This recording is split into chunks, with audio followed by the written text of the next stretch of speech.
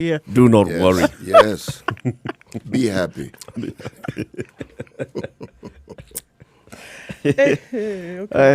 So the following happened between 10 a.m. yesterday and 6 a.m. today.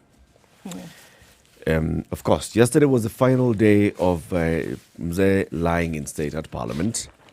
How many people have gone to view him so far? They're saying over hundreds of thousands. Yes. Right, hundreds of thousands. I mean, and interesting enough, quite a number of people traveling from outside the city to come in and have... just come for this. Right, exactly, and come and view.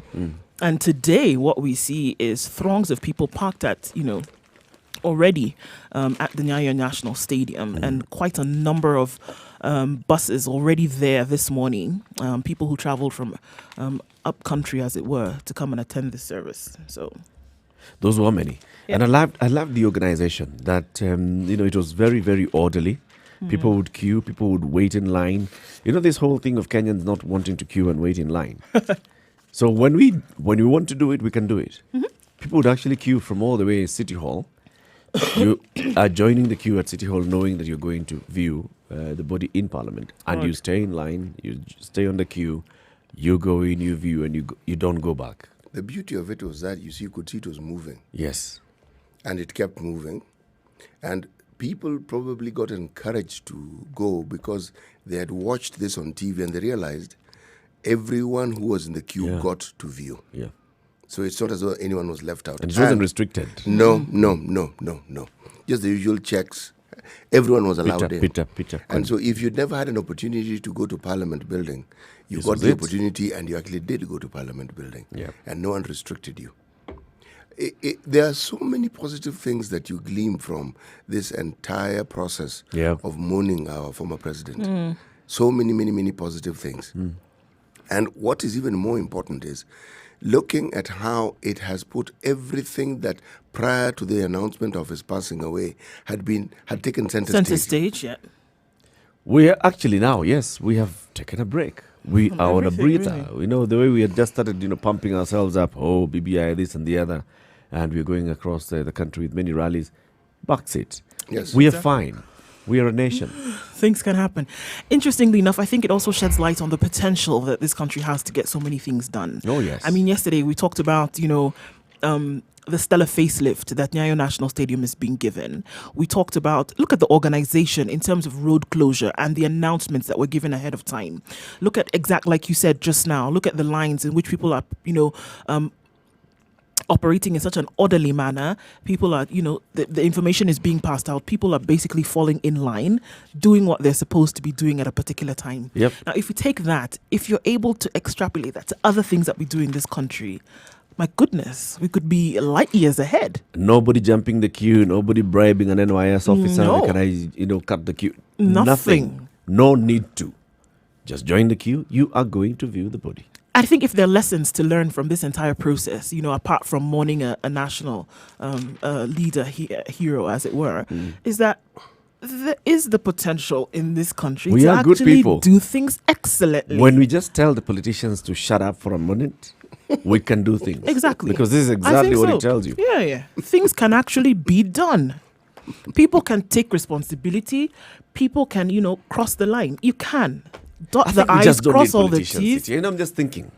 Look, I've just played it back from Tuesday last week. Look at, no politician is coming to try and, steal the limelight. Or plan or organize anything. Anything. Yes. They're not involved. No, look at how it's working. It goes very Exactly. well. It's working very well because they're not involved. They had their own sessions, for example, in Parliament yesterday, where they could do their own mourning and grieving and all of this. In their corners, they're fine. They sit there, we just tell them, you guys, go into Parliament. In fact, we don't even want to broadcast what you're doing in Parliament. Just stay there. Do what you're doing. All right? Let the country run. It's possible for the state to run this government. It is extremely possible.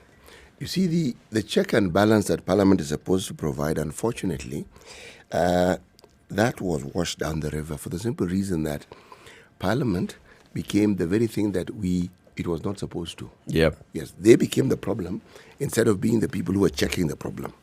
Now, once they became the problem, and they became a power, the very power that they were given to ensure that the citizens' lives were improved and better, suddenly they are the ones whose lives are to continuously improve. Yeah. They are the ones whose lives were to take center stage. They are the ones who the things they wanted were to take center stage. And anything else, whether it's a passing of bills, It doesn't matter. no, those things, they cease to. It's about them. It was about them, yes. Now that has been an unfortunate twist and turn, because So then let's keep reminding people this story. yes, It's important, I think, that we tell them, look, we don't need these guys. We can do much better by ourselves. actually, We just don't. what I marvel at, and with regards to the short-sightedness of the things that our politicians have been seen to do, is how it is they don't seem to get it. And yet this is perhaps by far the most educated parliament we've ever had. That the welfare of the state, the welfare of the nation, the welfare of the citizenry, when it is improved, so is theirs. Yes. When you have people who don't need to beg you to do something because their lives have been taken care of, the opportunities that they seek have been provided for, and that they're able to earn a living, you are less harassed, you are less bothered, and all you do is oversee this wonderful thing of people getting on with their lives. But the moment the poverty levels keep rising, of course you will be bothered. People will remember that you elected someone to actually ensure that this poverty that keeps bedeviling you is actually removed and it's gone. Right. And when it increases, simple things are like roads that are actually supposed to function, budgeted for, money provided, and then you're told stories and more stories. You see, now we have a break, it isn't raining, isn't it? Yeah. It's like a blessing for people to actually go and mourn the former president. Right. It's going to start raining again. It will. And the roads will get worse. Literally and metaphorically as well. Yes. It will start raining again. It will. Yes. So this is the time to actually pause and think about, moving forward. How is it really going Our life to and be? our future. Absolutely. The headline in The Nation, the Daily Nation, big plans for Moi funeral. Military-led ceremony, the military procession to escort the body from State House to Nyayo Stadium for state funeral today. So the body is actually coming from State House, all right, not from Lee. Former president's body, but then this is what the standard says, that the body will leave Lee funeral in a gun carriage to Nyayo Stadium for state funeral. All right, so where is the body coming from? Dun, dun, dun. Obviously, it went to Lee funeral last night. Last night, yes, it did. So is it wherever coming it's- from Lee funeral to State House, then to this is Nyayo Stadium? this is probably what the procession will be, because it must leave from Lee. Oh, and then go to his office. Yes. I don't know. Final resting place. Mzee chose his final resting place when he buried his wife, Mama Lena Moi, in 2004. And Raila and Kalonzo went to mourn the former president yesterday. Right? So, yes, Raila arrived yesterday from, where was he? City? It was in Addis Ababa. Right? The AU meeting. So he arrived and went straight to Parliament. And, of course, the photos are there on page 5 of The Nation. Him and his wife and his son Raila Jr. were there to view the body as well, and he carried the fly whisk. Very important. There's what the former prime minister keeps talking about, how his father mourned Mzee Jomo, went to State House, and he was wearing traditional regalia, and he performed what do you call it? It's called a dirge. Yes. Right? And, people were expecting that Raila was going to do the same. Or maybe it's going to happen tomorrow or today. We don't know. Well, let's wait and see. You see, one of the things that I think must be remembered is that Jomo Kenyatta and Jaramogi Oginga Odinga were friends. And there's a school of thought that have this perspective that when the Kikuyu Central Association stopped supporting Kenyatta when he was in the UK, the one person who came to his aid consistently was Jaramogi. Jaramogi was a businessman long before independence and had substantial money, even by the standards of those days, even long before independence. He was a rich man. He was actually a wealthy. He was definitely rich. He was definitely rich. Wins. Definitely richer than Kenyatta. Yes, that's for sure. Now, this is a friendship that spanned a long period of time. So by the time somebody even comes about and says, look, we're not going to, this independence that you're telling us we need to have, we're not going to have it until and unless this gentleman is released. This is not just somebody he heard of, this is somebody he knew, and these people were friends. These are people who got along. Right.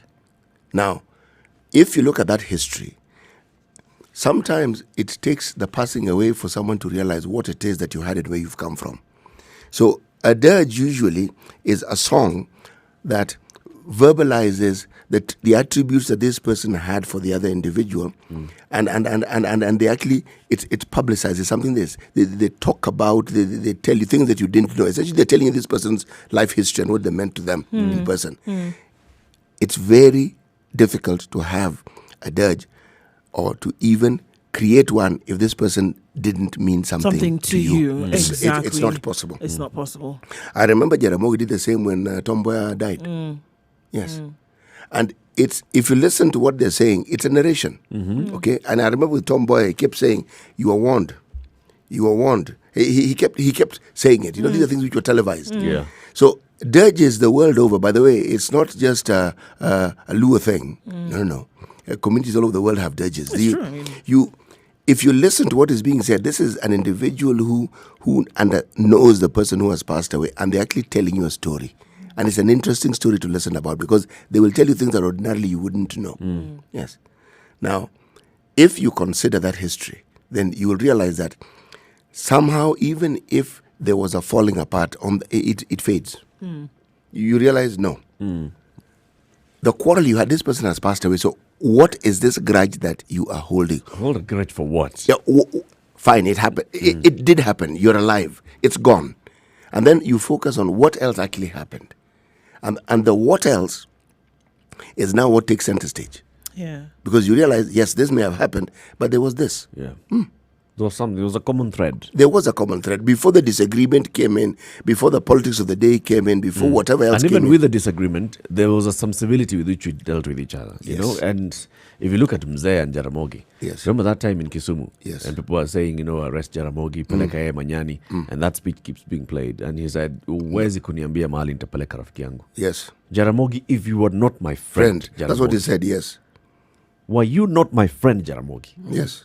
Things would have. And then people start saying, peleka Manyani. And he says, you cannot tell me what to do with my friend. He's my Actually, friend. you've replayed it very, very accurately. That's what he said. And he repeated. He said, if you're not my friend.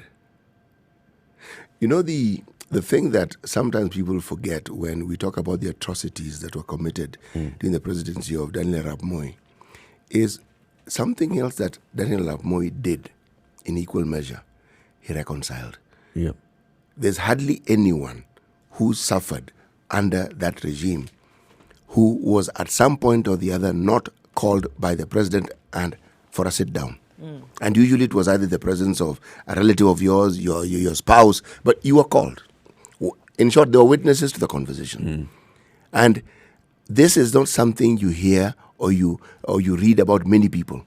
This ability, and not one, if it was one person, you say, oh, that was his friend. Right, but it's over. Many people. Many people. It means yeah. this is someone who sat, thought, and said, I really lament having to do this. Let me try and see if I can make amends. Now, that tells you something about that person that perhaps isn't mentioned often enough. How many leaders do you have who sit, pause, reflect, and say, you know something? We need to change this. We need to reconsider this whole thing. Because somewhere along the line, a mistake was made, definitely, but there is room for remedy. And that, to me, in many ways, explains this outpouring that we see. Because with every story of atrocity, believe me, you'll come across 3 others where someone tells you, if it wasn't for this person, Yep. my life wouldn't have changed for the better. Yes. And basically, his way of doing it is just showing, well, it was business. It wasn't personal. It wasn't personal at all. It was not personal. Yes. It's something that I needed to do. This needed to happen. But it wasn't personal at all. It's a situation on Kenya's biggest conversation. The live stream is up, Spice FM KE on Facebook and YouTube and Twitter, as well as www.spicefm.co.ke. Remember, you can tune in to any of those platforms, and we are broadcasting from Nairobi to Mombasa to Kisumu, Nakuru, Eldoret, Nyeri, Malindi.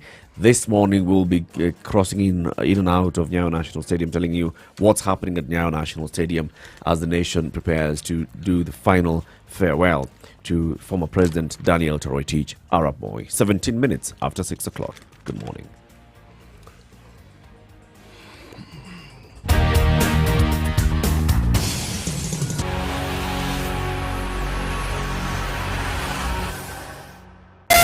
Spice Spice FM, Malindi. The weather with Spice FM. It's a clear morning in Nairobi at 14 degrees. We're looking at sunny afternoon with highs of 29 and lows of 14. In Mombasa today at 26 degrees, partly cloudy conditions through the day with a high of 33. In Kisumu at 19 degrees, it will be a sunny day all through with highs of 31. We're looking at highs of 28 in Nyeri, currently at 13 degrees and clear skies today. 27 degrees in Malindi, partly cloudy conditions through the day with highs of 32. In Nakuru, chilly morning but clear skies at 12 degrees and we'll see highs of 29. In Eldoret at 11 degrees this morning, we see clear skies through the day with highs of 26. Moving further afield in Kampala, 18 degrees currently with partly cloudy conditions. Highs of 29 and lows of 18. In Dar es Salaam at 26 degrees, mostly cloudy conditions through the day with highs of 34. Moving down south in Johannesburg, 15 degrees, partly cloudy conditions and rain expected later in the day with highs of 23 and lows of 12. In Lagos, it's going to be a warm day at 27 degrees currently, highs of 36. Hazy afternoon with lows of 24. In London, we're looking at 5 degrees currently, clear skies and cloudy conditions later with highs of 7 and lows of 3. And we see clear skies, partly cloudy conditions with rain later in Paris, currently at 7 degrees with lows of 4 and highs of 9. And rounding it out in New York, currently with 3 degrees is the low and the high of 7 with snow expected later in the day.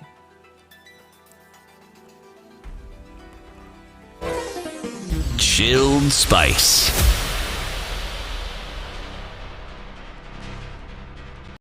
Mature, intelligent talk every morning. Spice up yourself.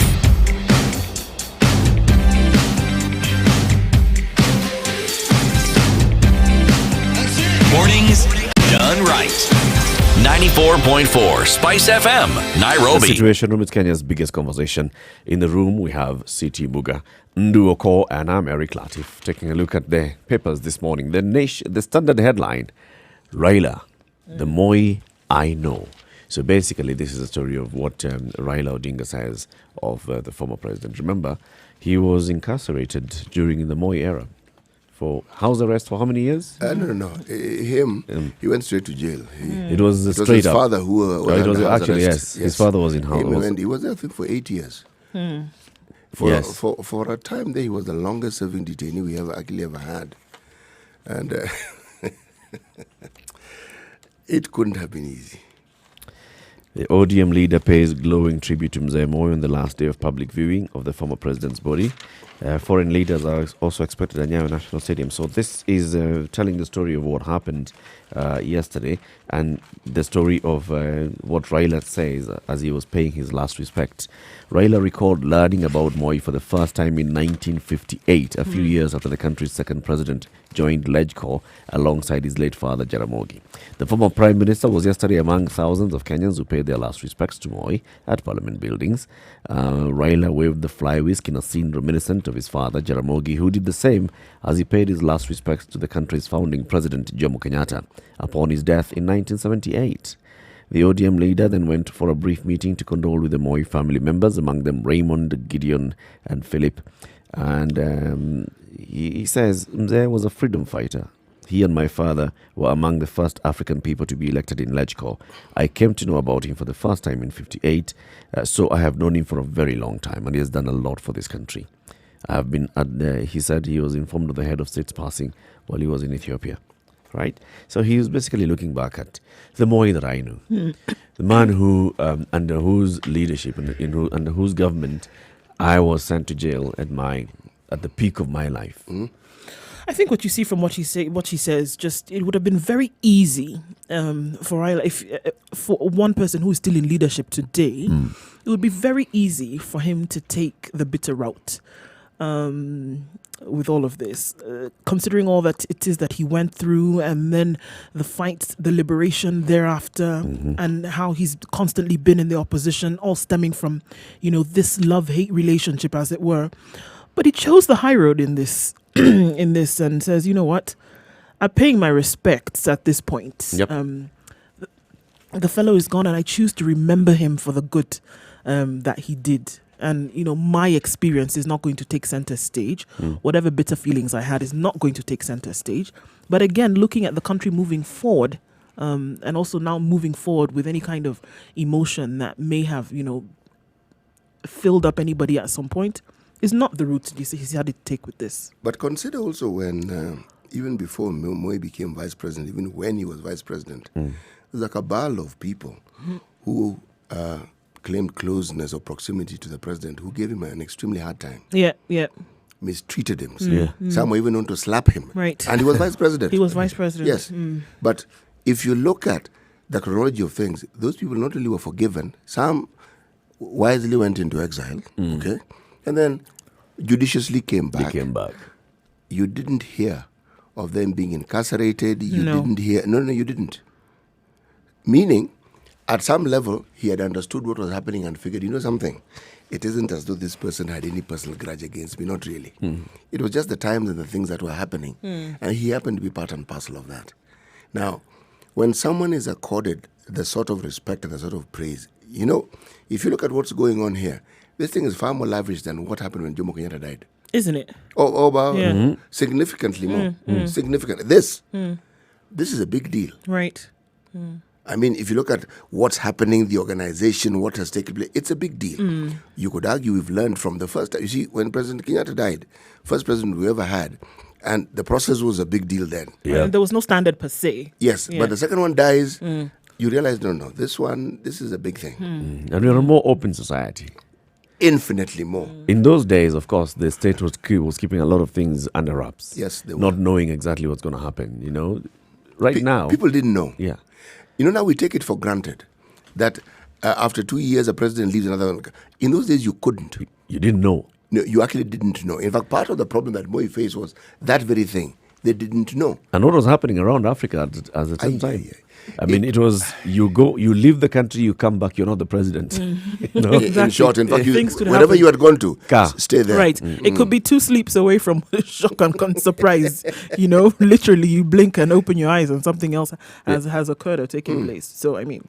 That isn't a concern that our presidents have currently. Yeah. No. They may have other concerns, but that isn't it. The coup, a threat of a coup is completely foreign right now, actually, for any head of state. And you know something? He should benefit from this, because if you're talking about someone who ushered in what we now have, it was him. By saying, okay, guys, let's have multipartism. Right?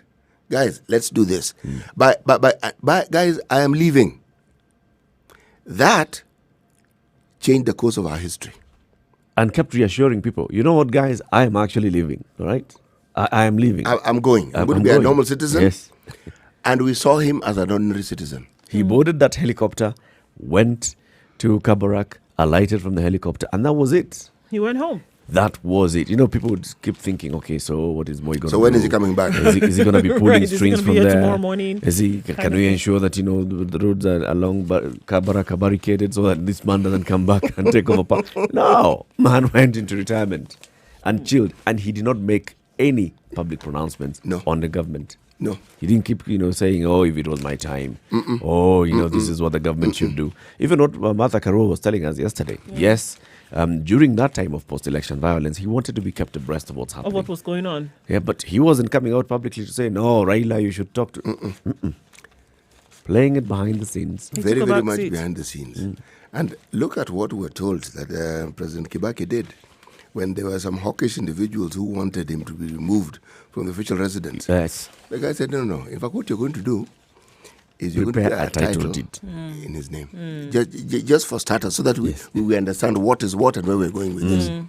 There are certain precedents, or there are certain actions that when someone takes the liberty or someone takes the initial steps of putting into motion, you also become a net beneficiary. Yep. Because President Kibaki is also in retirement. Quietly. Peacefully. You don't see him. He went to Muiga. Yes, he retired. He stays in Muthaiga. That's it. Fine. You have a state function. You will see him from time to time. And that's it. Is that not a good thing? That's a very good thing. This is what the former Prime Minister is saying about those days and how he lived with Moi. You cannot live with bitterness your entire life. You must forgive and be free. Not forgive and set the other person free. Forgive and be free. Yes. After 1993, forgave each other and moved on. I was never happy with Moi until one day one of his friends, Ruben Chasire, took me to his home and we both said sorry and forgave each other. Ruben Chasire came and told Raila, listen, mzee anataka twende. Let's go. They went, sat across each other, Chatted. chatted. This is 1993. I'm sure it was a long conversation. 93, not 2003, 93. Immediately after the first multi-party election, in which Raila was not even a candidate. No, he wasn't. Come, let's talk. Was that not the year that he actually became MP for... For Langata for the first time. Yes. Yes. Now, Come, let's talk. And after that, they were fine. They were easy with one another. you know, that conversation, you could argue was another handshake. It was, It was a good handshake, and many other handshakes have followed since, haven't they just? of course. I'm sure there are people who've written about this, I think, in our media, and they've given an analogy of just how these things have worked out over time. But what I think is significant is the culture that it has created. Remember, we're talking about the UK and it not having a written constitution. But they have an ironclad tradition. You see, what you write down with time may become tradition, but when you have a way of doing things that everyone understands, you could argue the need for writing it ceases to be that important because you know Exactly. it's understood. And then you have the rule of law. This is indeed written down. So if you have a tradition that is also steeped in law, you do have a document or you do have in place something that can actually guide the nation. Right. Yes. What I sometimes marvel at when we talk about legacies, Martha Karua talked about the legacy of education, and she had it spot on. And I feel it takes center stage in many, many, many ways. But the thing that I find must be said is the disparity in education and opportunities that communities in Kenya had at independence. Two communities took center stage, the Luos and the Kikuyus. They were, should we say, they had a larger population of people who had gone to formal schooling. They had a larger population of people who had gotten beyond high school and into university, larger. And so by virtue of that, they also happened to have the lion's share when it came to public jobs. Right. Now, one of the things that the Moi era did by increasing education, he opened up the space for the people of the Rift Valley in ways that could never, ever have happened if he had not been president. If you had not been president. In just schools. Yeah. The moment you have a preponderance of schools, it means people can get educated. Then you expand the university. Now, what I found, this was inadvertent. It's a causal effect, but perhaps it wasn't intended. One of the things that the repressions brought about was the movement out of the country by individuals. Right now, we are at 2.8 billion, the sort of money that comes from people who are outside the country. Outside the country. Unintended consequences, but they're consequences nonetheless. Right. And it also meant very many people who were academically inclined in this country went out of the country and did wonderful things wherever they did. Now, this is what education does. It opens doors that nothing like it can open. In this entire region, one of the things that Kenyans are blamed for is hogging the jobs for other people.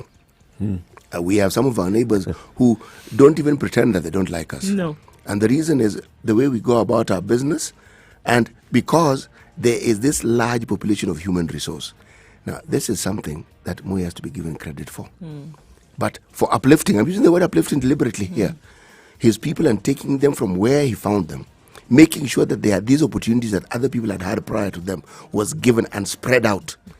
Right now, you cannot actually say that this particular community is more educated. Everybody in this country Has had access to it. Has had an opportunity. You Right. have the access to it now. Yep. Now it's a question of what you choose to do with it. Absolutely. At 28 minutes to 7 o'clock, this is the situation with Kenya's biggest conversation. So, Ndu, in the form of traffic, of course, you'll be telling us what's happening around Nyayo Stadium and even inside Nyayo Stadium. I'm sure that's where the bulk of the traffic is this morning. Good morning. Let's take a look at that.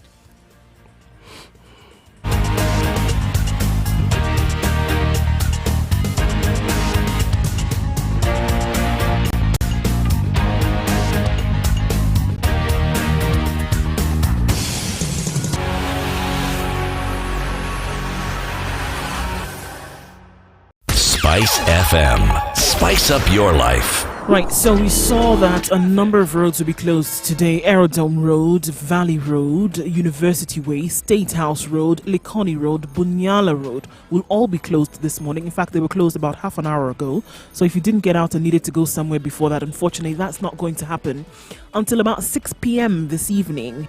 So those roads will be closed. If you're trying to get anywhere, you have to use a roundabout route and probably use the bypasses at this point. All roads lead to Nyayo Stadium this morning, and so Uhuru Highway, and then right after the roundabout at Mombasa Road is closed. We have Langata Road closed from the T-Mall junction all the way down to the Nyayo Stadium roundabout and everywhere around that. And we have actually vehicles parked. It's actually being used as a parking lot at this point. So those roads definitely inaccessible at this point. I doubt there'll be much traffic on the roads today except for people who are going towards Nyayo Stadium. But that just understand that if you do have somewhere to go, those roads will be inaccessible this morning. We'll let you know what it looks like in a short while. But for now, that's the situation as we see it. Spice FM. Spice up your life. How are you? Breathing life into the 80s.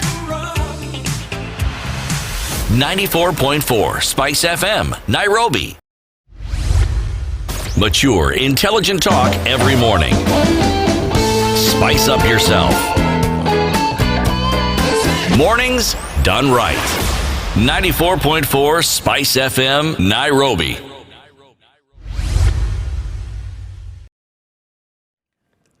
Well, of course, at 26 minutes to 7 o'clock, we'll be giving you updates of what's happening at Nyayo National Stadium.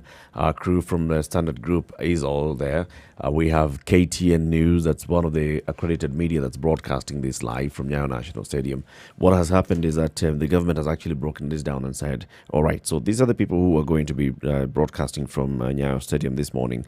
We have the crews. This is the crew from KTN. So this is it. KTN will be there and KBC will be there. And then the other one will be a joint production team of Citizen TV, NTV and K24.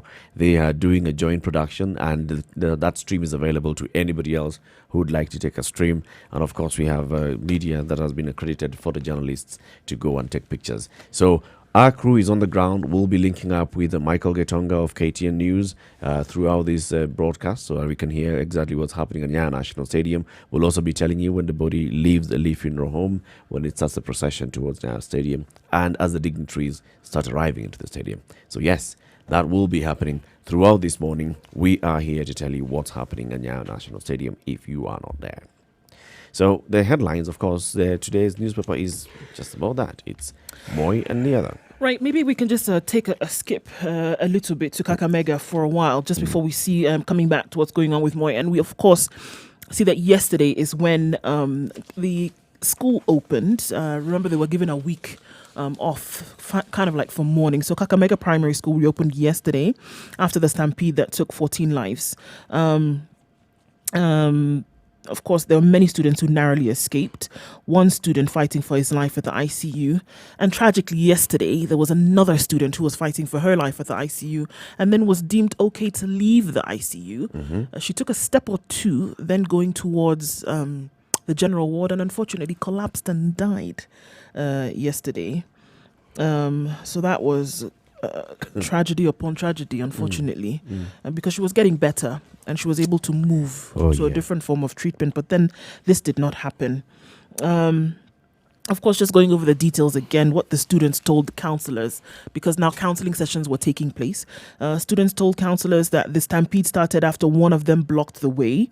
A pupil shouted that the 3-story building was collapsing. So, of course, then there was panic. There were no teachers to ensure that there was no commotion. There was one teacher who was telling students to basically not come where he was, but use the other exit. Many of the students are still traumatized. Quite a number of students are saying they will not be able to go back to school. And other students have been since transferred. It's a very sad thing. I mean, in fact, even just to imagine, because that must have happened very, very fast. So kids are running out. One boy shouts, "Nyumba inaanguka," and then you block the way. Yeah, and this is what happened because there was panic after that. And the one who's blocking the way, of course, is being pushed and shoved, and then people and then they pile. They pile onto one another. it's a very, very, you can visualize it and see it and how fast that happened. And in a way, by the way, there should have been teachers maybe standing there saying this is how you run out in an orderly manner. But if it happens like this, really, there's very little order There's that you no- can very command. one of the things that Order that you can I command at that you point. cannot. If Yeah. you go to many schools, what you'll observe, anytime school is in recess, there is a teacher at the door. Yes. And there is an orderly manner in which the students actually leave. And if there's a staircase, there'll be another teacher at At that the staircase. Yes.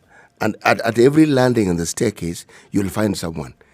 And it's something that is simply normal. So the likelihood of there being a stampede is minimized to the point of it being almost non-existent.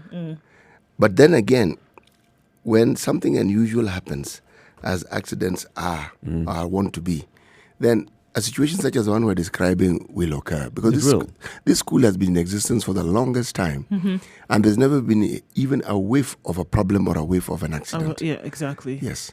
So it's one of these things that we can try and explain as much as we can. You just basically cannot. You cannot really, because at the end of the day, you may even find that the very things we're discussing had been taken care of. Yes.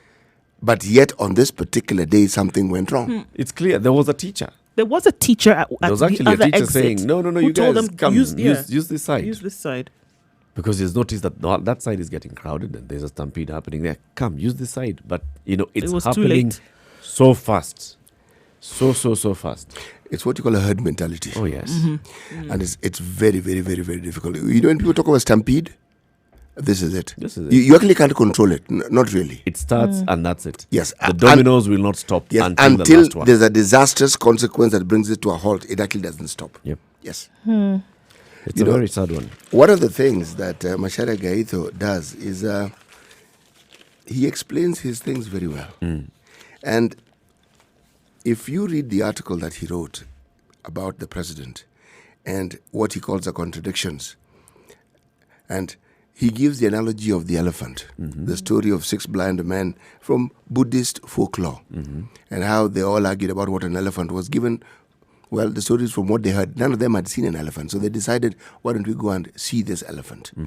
And blind, they went to the Rajas, the king's palace, and given where they were standing, one touched the tail, said this thing is like a rope, another one, the legs like a tree trunk, the other one, the trunk of the elephant, said it's like a snake, etc., and so forth and so forth. And they continued arguing. It's when the Raja actually said, if you put all your analogies together is when you'll actually understand the elephant. And he says, when you take all the things that people say, positive, negative, praise, curses, if you put them together, he says, that's the man. That's when you see the man. And actually, I like his analogy for one reason. That is how any strong leader is. They are never one thing. Yes. No.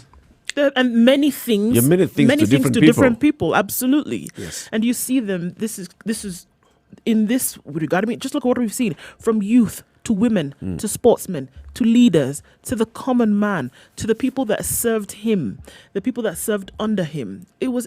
I mean, just by virtue of the fact that he was a leader, it's like a rainbow. There are many different colors that people then were able to see, or would see a man through. And so it can never be that one testimony of an individual is what this Is what trumps everything else. Absolutely. Consider from the time President Moi got into power, it's 41 years since. Well, 40, let's say. 40 years is a generation plus. So if someone was born at the time when Moi became president, that person would be 40. Yep. If you are 20 when Moi came into power, just do the maths. Yeah. The presidency crisscrosses several generations. Just depends on where and at what time you were born.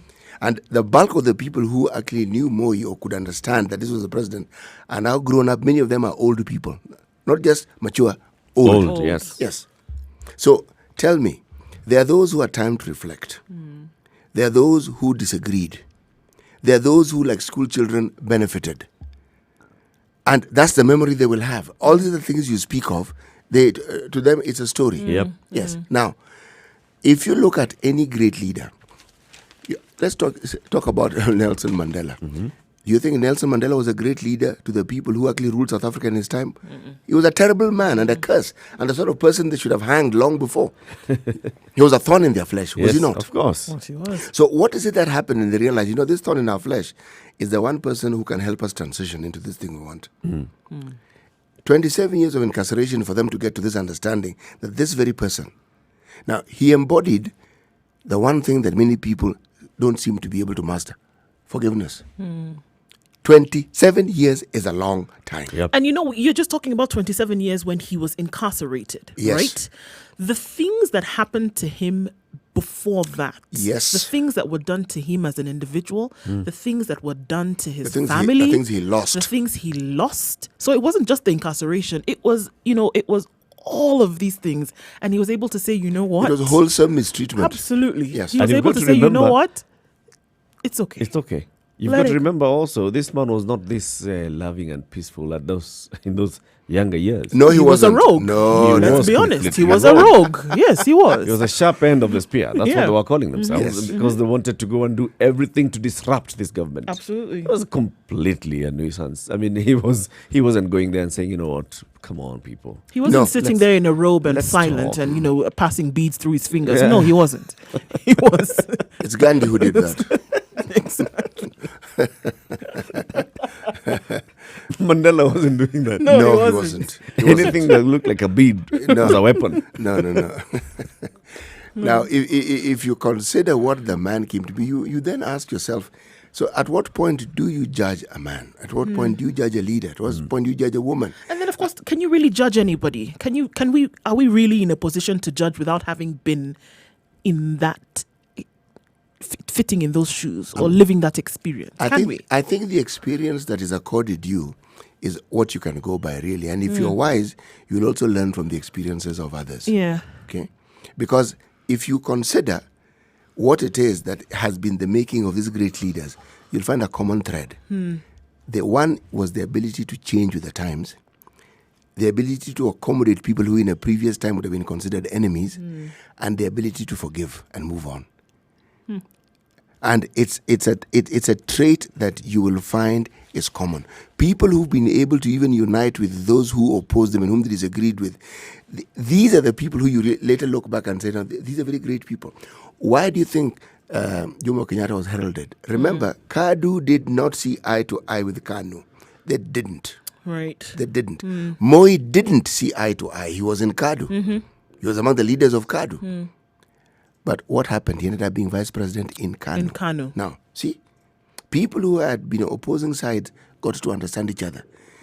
It's the history of this country. You can just look at the thread. People disagree, they get to work together. And every time this country has actually moved forward in leaps and bounds, that's what has happened. At independence, differences were put aside, we moved. Exactly, because when differences are put aside, then you're able to go forward. Yes, then we had our back and forth and back and forth and back and forth and back and forth. The real changes came about. It began with NDP joining KANU. KANU doing the thing, that the jig and the disintegration. 2002 coming into the fore, change. 2007, serious issues in the country, divisive issues. People agree. We actually moved forward. Then we have a time of peace. And, boy, goodness gracious me. Goodness gracious me. You even wonder. But now again, we seem to be on that path of saying, look, folks, let's get our heads together and forget this political nonsense that we've been involved in. And yet you'll find that despite the goodwill, there are individuals within our system who insist on bungling things, even things that are straightforward and could easily be managed. They must quite bungle simply, it. Yes, right. they must bungle it. We'll look back at them also and see the circumstances and all, and we start to understand what they were doing. Precisely. And I would like to even... That bungling will not appear like a bungling. Years down the road, it'll be like, oh yeah, Makes some sense, no? makes some sense.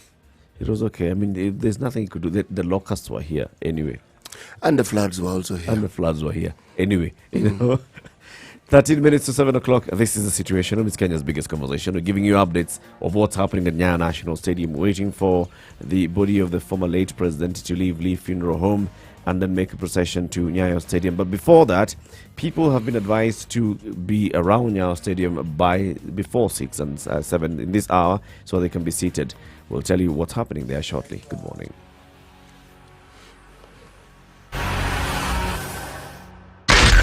Spice FM, Nakuru.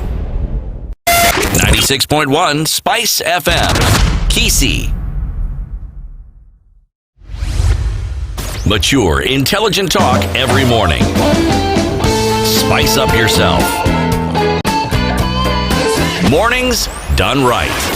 94.4 Spice FM, Nairobi.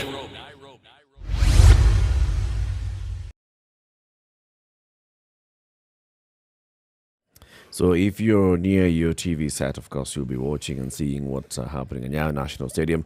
If you're not, you'll be listening to us as well, and we'll be showing you what exactly is happening and telling you what's happening at Nyayo Stadium. So people have started gathering at Nyayo Stadium. They got there very early, pretty early.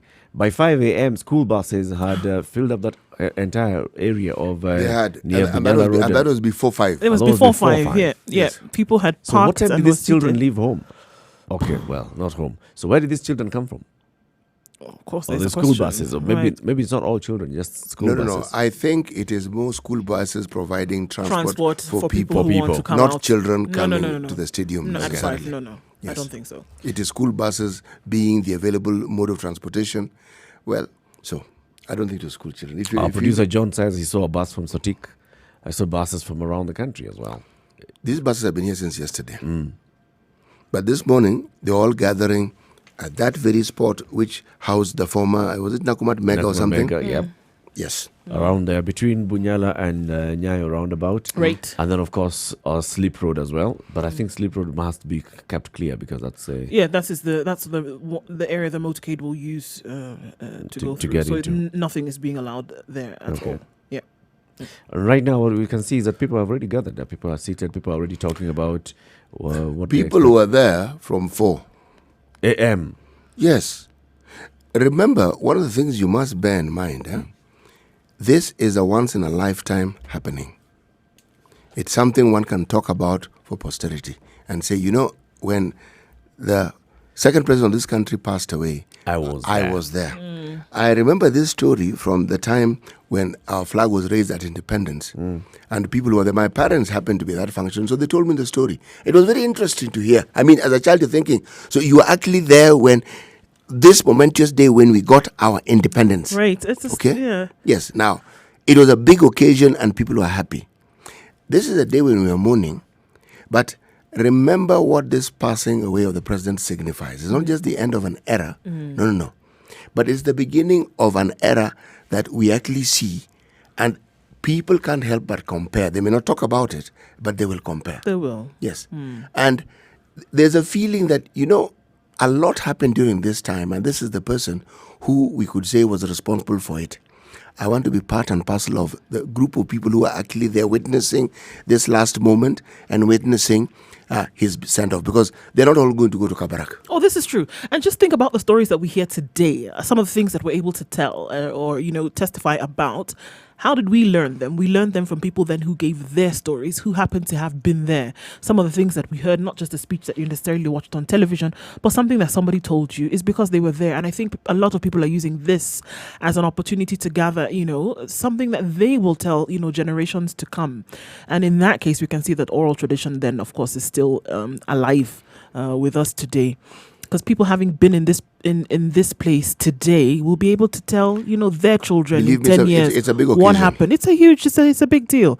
Being able to say that, yes, I went to view his body, and then I went to Nyayo National Stadium to sit there to pray.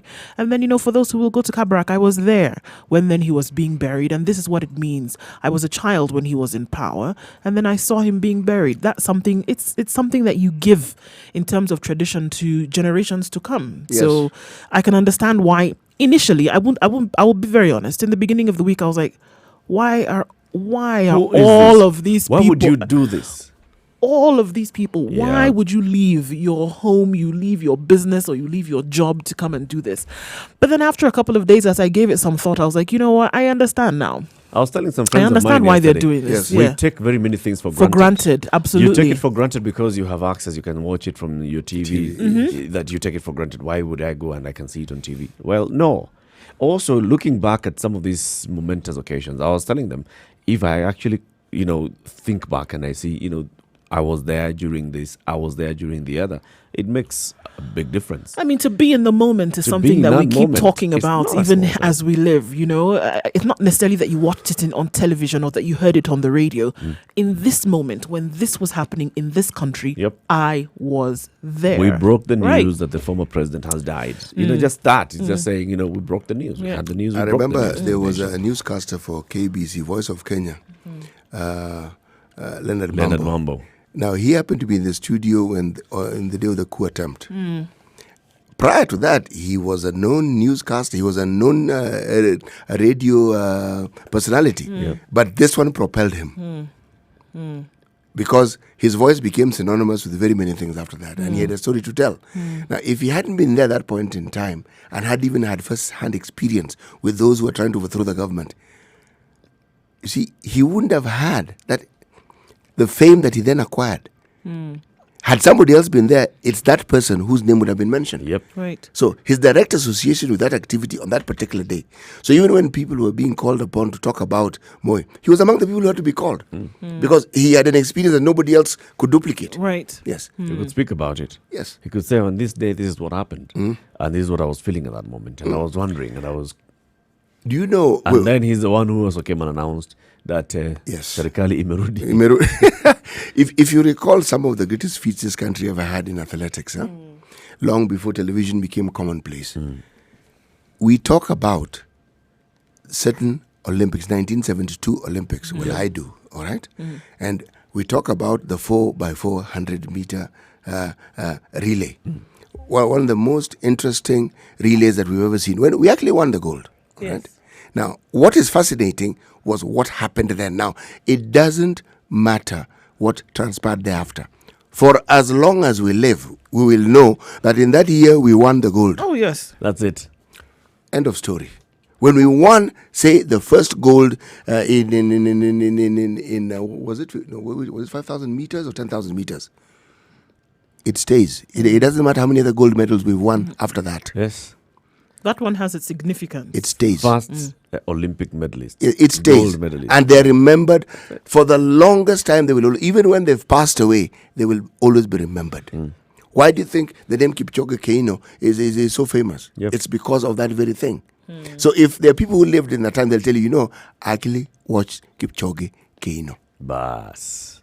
Now, that Others tell you I was trained by Kipchoge Kipchoge Keino. Keino. It puts you in a completely different league. Yes. Yes.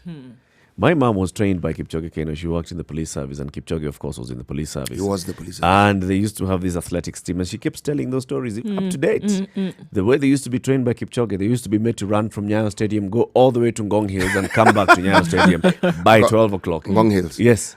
Go all the way from Nyayo Stadium, go to Ngong Hills, come back. Actually, not by 12. They've started at 6, and by 9 o'clock, I expect you guys here. Breakfast is being... This is police service, so... It's not as order. though you have choices. It's an order. No, it's not a You debate. do it. I'm not asking you, can It's you? not a debating society. No. Yes. And you collapse there, you find your way back anyway, right? Yes. Collapse, revive yourself, and then get back. Yeah, just any association with Kipchoge at whatever stage. Even for me, the first time I actually met Kipchoge Keino, I felt, wow, This is the guy. I've met Kipchoge Keino. This is the guy my mother used to tell me about. And you remember today, You don't remember? This is Kipchoge, the famous Kipchoge Keino, the Kenyan gold medalist. Kipchoge Keino. Like you're saying, being in the moment, it's not a small thing. We don't take it for granted. Those hundreds of thousands of people who came and queued to go and view this body at Parliament buildings. Yes. Those that will be at Nyayo National Stadium today. Those that will be at Kabarak tomorrow. Believe me. Those that will be lining up the road Yes. to Kabarak. They have a story to tell They for have a a long story. time A to very come. long time. You were there.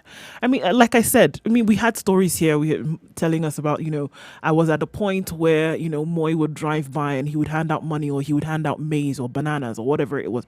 Because you were in the moment is how you have the experience that you can now tell people about. So I get it now. What about being in the stories of moment is people important? who were simply doing their business walking on a Sunday? The president passes by, stops. Stops. So you're not sure they should run? You don't know what to do. So you just freeze. And he'll say hello to you, talk to you, and then go And he's on his way. You know, you cannot forget that particular day. It doesn't matter what you do. Yeah. Yes. Because this is the thing about leadership. And this is the thing about sharing those moments. See, he didn't make the presidency a big mystery. No. We more or less understood the presidency. We understood this is somebody you could see. This is somebody people visited. This is someone who stopped to talk to people. So, But he gave it some other sense of aura, right, around did. it. He When the did. president stops and you're, whoa, the president. stopped.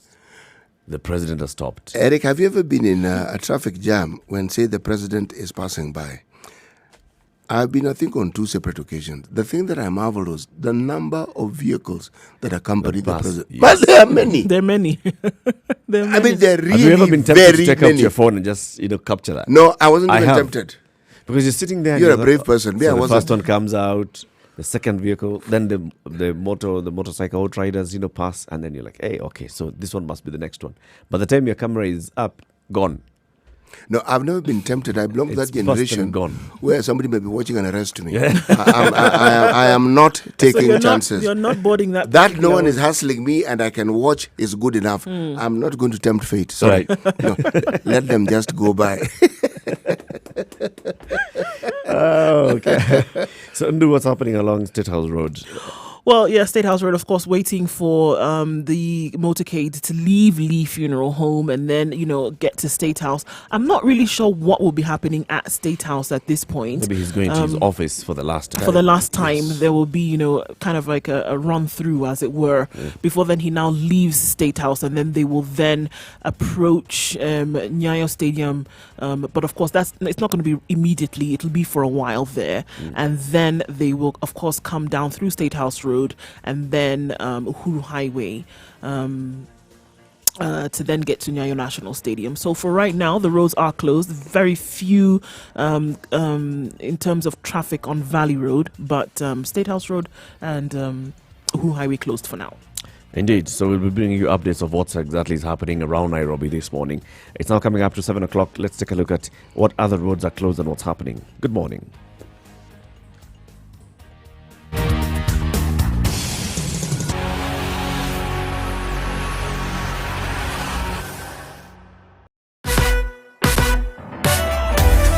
Sugar and spice and everything nice. Spice it, yeah. Spice up your life.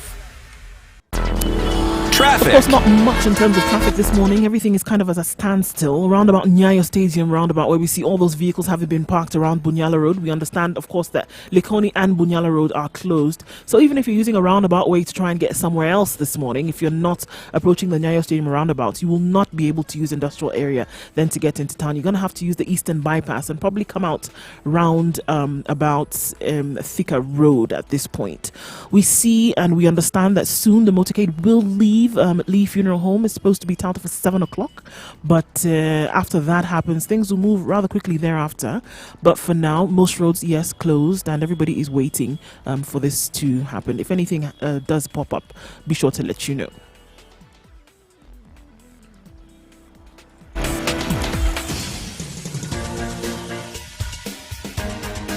This is The Situation Room, the home of hard-hitting political commentary and penetrating insights about the state of the nation. This is a talk radio experience like no other. The Situation Room, a place for hard truths, debates, and elevated conversations. The Situation Room, witty, political, engaging, deep, controversial. In the room, we have C.T. Muga, researcher, academic, seasoned political observer, a fountain of wisdom in these politically uncertain times. Ndu Oko, Nigerian by birth, Kenyan by choice, communications expert, Pan-Africanist, a truth seeker and believer in people power, and Eric Latif, agent provocateur, the man in the chair, seasoned journalist, news hound, a man who believes in punching up, not down. This is The Situation Room, the only way to start your day. 2 minutes past 7 o'clock. Good morning, and how are you doing? This is the situation. It's Kenya's biggest conversation. We are live streaming on our digital platforms, www.spicefm.co.ke. You can catch our live stream on Facebook, SpiceFMKE, on Twitter at SpiceFMKE, as well as YouTube. SpiceFMKE is the channel. We're broadcasting from Nairobi on 94.4. We are in Mombasa, 87.9, 102.5 in Kisumu, 96.0 in Nakuru, 96.7 in Eldoret, 97.7 in Malindi, and Nyeri, 90.9. Of course, this morning we are following up what's happening at Nyeri National Stadium, where we're going to have the prayers of National Day of Prayers for the former President Daniel Arap Moi, who died on Tuesday. The body is due to leave funeral home, and then it will take a procession to State House, and then the former president, will be brought to Nyeri National Stadium. Of course, among the people who had proper run-in, just to call it a proper run-in with the former president, was Koigi Amwere. He was one time the Subukia MP, and in those early days, he was still a politician. And he was interviewed by KTN News the other day, and this is what he said. When he offered me a ministerial job after he had come to power, but I had to turn down that offer because I told him through Gigi Kariuki. All right, so what's that, happening with this clip I is had that promised it's a bit on one side, it's mono. So if you're listening to it, you will not be able to get it. So let's just rectify that, and then we'll tell you what Koigi Amwere said of the former president. So basically, he was just saying, this is the kind of relationship that I had with the former president. When he took over power, he had offered him a position into his government. He declined. Then, of course, they had a serious run-in with him. What happened? What happened prior to that? He was released from detention. Remember, this man had been detained during Kenyatta's time. Yes, this is something that perhaps many people don't understand or realize that at that same time, he wasn't the only one. I think Moi released close to 26 detainees when he came into. Yeah. And Koigi did stand. He did contest that seat, and he did win that seat. And he became an MP for Subukia. Yes. So prior to his being offered, these are the things that had happened. Right. Yes. So, I mean, then him turning it down, though, was a statement of, was sending a message. It was clear. But at the same time, his own personal preference then, came into... I mean, what can we induce or deduce from all of this is that, okay, either one, I don't want to be part of anything that you're involved in as a result of what happened to me, or this is my way of protesting. It's all good and well, but please remember, the machinery at that particular time could have prevented him from being MP. Remember, this was a one-party state. So, and you are standing on a Kanu ticket, or you are vying for a position in a Kanu ticket. It would have been very, very easy to ensure you simply don't become an MP. All I'm saying is that Koigi had every right to turn down that offer. He has every right to give his perspective on what he saw and how he understood it. Because it is him who understands and knows what he felt and what he went through and what his family went through. But I am simply saying the story was a little more than what is in the public domain. Yes. I think we've also had quite a number of pronouncements over the last few days, things that people have said, and the thing that I found, I mean, just yesterday, listening to three different, is that he can't deny it. Ask him, let him come and speak the truth about what Moi really did for him. Yes. And three different people, just yesterday, of things that I've watched. So even... I mean, of course, there's no explanation for what somebody would have been able to go through unless it's coming from that individual themselves. But then the narrative around all of that is that in spite of that, there was still a hand that was offered. There was still something that was done thereafter. Whether it was to apologize or whether it was to amend or whether it was to build bridges, that move was made. And it is something that, interestingly enough, doesn't come out as much as the bad side of it. Yep. The reconciliation bit never actually does come to the fore. You cannot blame someone if they believe that their interpretation of events is the one that they present. It also presents what they went through and what they probably at this particular point in time still feel they went through. Remember, against that very backdrop, there are very many other people who were detained, people who were jailed.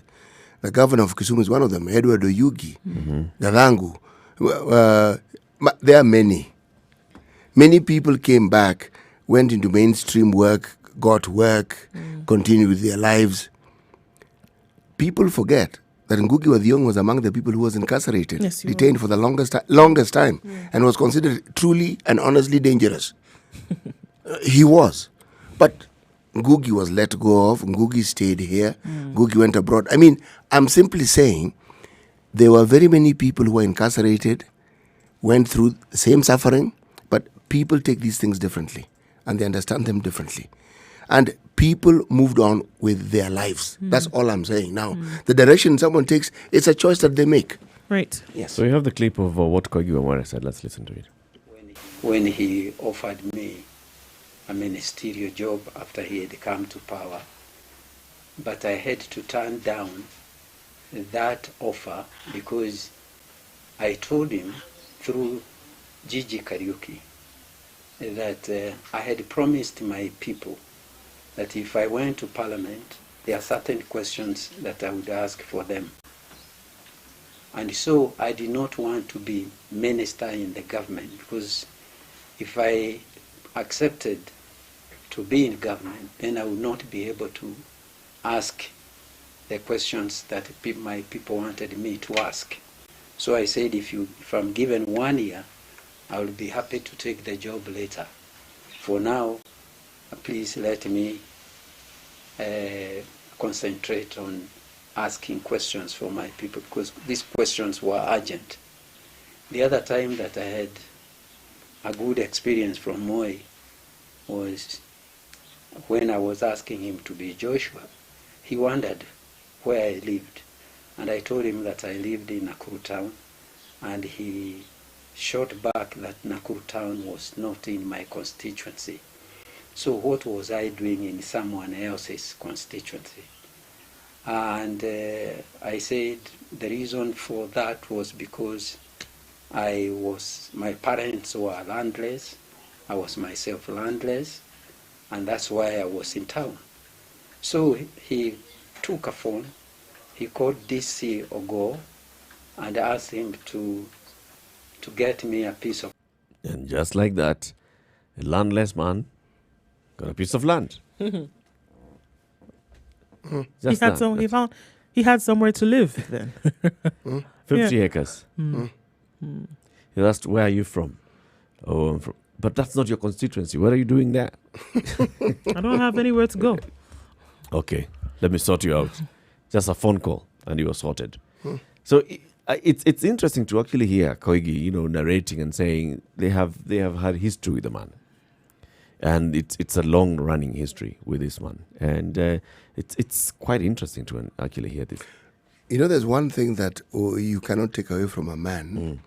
You cannot estimate and pronounce or even try to predict how somebody will respond individually to a certain amount of suffering. You can't. Yeah. People respond differently. Completely differently. If you talk to, I remember the late Wasonga Sijeyo. He was on in fact, at that point, he had been the longest serving detainee. He happened to be a friend of my father's. So we're having this conversation with him, and he said, this is what he marveled. He said, one of the bravest men he had ever seen, he said, was Ngugi wa Thiong'o. He said, that man is courageous. They were detained around the same time. He said, that man didn't budge. He wasn't someone who could be scared. He wasn't somebody who could be threatened. Now, this was a man telling you about his experience, telling you this is what... And he had been in detention for the longest time. Right. I often get the impression they forgot he was there. I think so. Kind of like, yeah, true. Interestingly enough, I did an interview with him once when he actually said this. He actually felt for him that he had been forgotten. That they kind of locked him up and then his importance seemed to wane. And he, in fact, if I can remember correctly, what he said was, the day that the door was opened is when it came to my mind that then I had found a place in the memory of those who locked me up. That's what he said. And for him, it was clear that the power that he had was in the pen. And that he was a it was a weapon that he could have used. And what he was doing with his weapon is that he was speaking the truth. And that was the biggest threat that he posed. In fact, if you talk to other people who had been detained or even in prison, they'd tell you, when it was felt or thought you're a threat, you'd be thrown in. He said, no malice intended, they'd forget. Yeah. This is not supposition now. They'd actually forget because there are other things to do. You are a problem, then you stop being a problem, they're getting on. And Then someone may remember and say, hey, wait a moment. Did we not jail so and so? What? Where is it? Where is he? No, take him out. He's okay now. He's no longer. This basically just tells you the officers in prison have no way of telling you, "Oye, but hey, huyu mtu mnatakaje naye?" Yes. You can't question. What did he do? No, just keep him there. Just keep him. He's still there. Mkubwa hajatuambia. Or when people So you stay. when people kicked a fuss and said so, and they said, "Oh, is he still there? God, how long has he been there? Why remove him?" This is So- true. It tells you that these were knee-jerk reactions. Someone is considered to be a problem and a threat. Yep. And at that time, when you believe me, once you're jailed, that threat, as far as they're concerned, has gone away. And in the same way, so are you. You've been forgotten. Yeah, he actually was. Yeah. So then the former Westlands MP, and he used to be mayor of Nairobi. Was it the last? What was it? Fred Gumo. Gumo, no, What was- Gumo what- was never mayor. What was he? He was the He was Westlands. commission. There was something about Yes. the Nairobi. He was Yes. something, right? Yes. In those days, what used to happen is when the council was dissolved, they would form a commission and be a chairman of that commission. Yes. So he was chairman of that particular commission. commission. At that point in time, when the council had been dissolved. Yes. Yes. And then he became Westlands MP, he became an assistant Assistant minister at minister. some point. Yes. So he also had something to say about Koigi Wamwere. And this is what he said. Koigi Wamwere was with me here in Parliament. We came with him at the same time to Parliament. He had been detained by the late President Kenyatta. Moi released him. He allowed him to stand for elections. He came here as a member for Subukia. And when he was causing a lot of problems even during Moi's time, Moi, I remember, and I was there in Kabarak. He invited Koigi and his mother and told his mother that what's wrong with your son, please advise him. I don't want to put him in again. Please tell him to go slow on some of these things that he's doing. And I know some of you don't know. He gave Koigi Wamwere 50 acres of land. Let him come and deny. That's where he lives up to today. He gave him a car. He educated his son in Kabarak for free from Form 1 to Form 4. What else can you do for someone? And he's still bitter. Now, who is worse? Moi, who gave him all these things, or the person who received them? I don't know why he should be. He's the one who should be thankful to Moi. In fact, there are very many people who supported Moi and never got as much as Koigi or Wamwere. Well, these are politicians doing exactly what politicians do. That is a very, very correct assessment. But remember, when you're talking about a legacy and you're talking about something that happened in the past, there are those who could argue the mind plays certain tricks. There are things that you will choose to remember. There are things the mind may not choose to remember. But what is consistent, what we're hearing, is not inconsistent with what we've heard about the former president. Him, the Lajis, the manner in which he would seek to help people, the manner in which, by the way, he isn't the only one. Jomo Kenyatta was also known to do the same thing. But also, some of those who criticize those two presidents, and even talking about the imperial presidency, is that kind of stuff. That he was able to just pick a phone and say, Patia Shamba. It's public land, for crying out loud. I mean, you can just... You can actually. You could. No. You could. You can, but you shouldn't be able to. No. Actually, Let's take a look at weather and then come back into you this. could.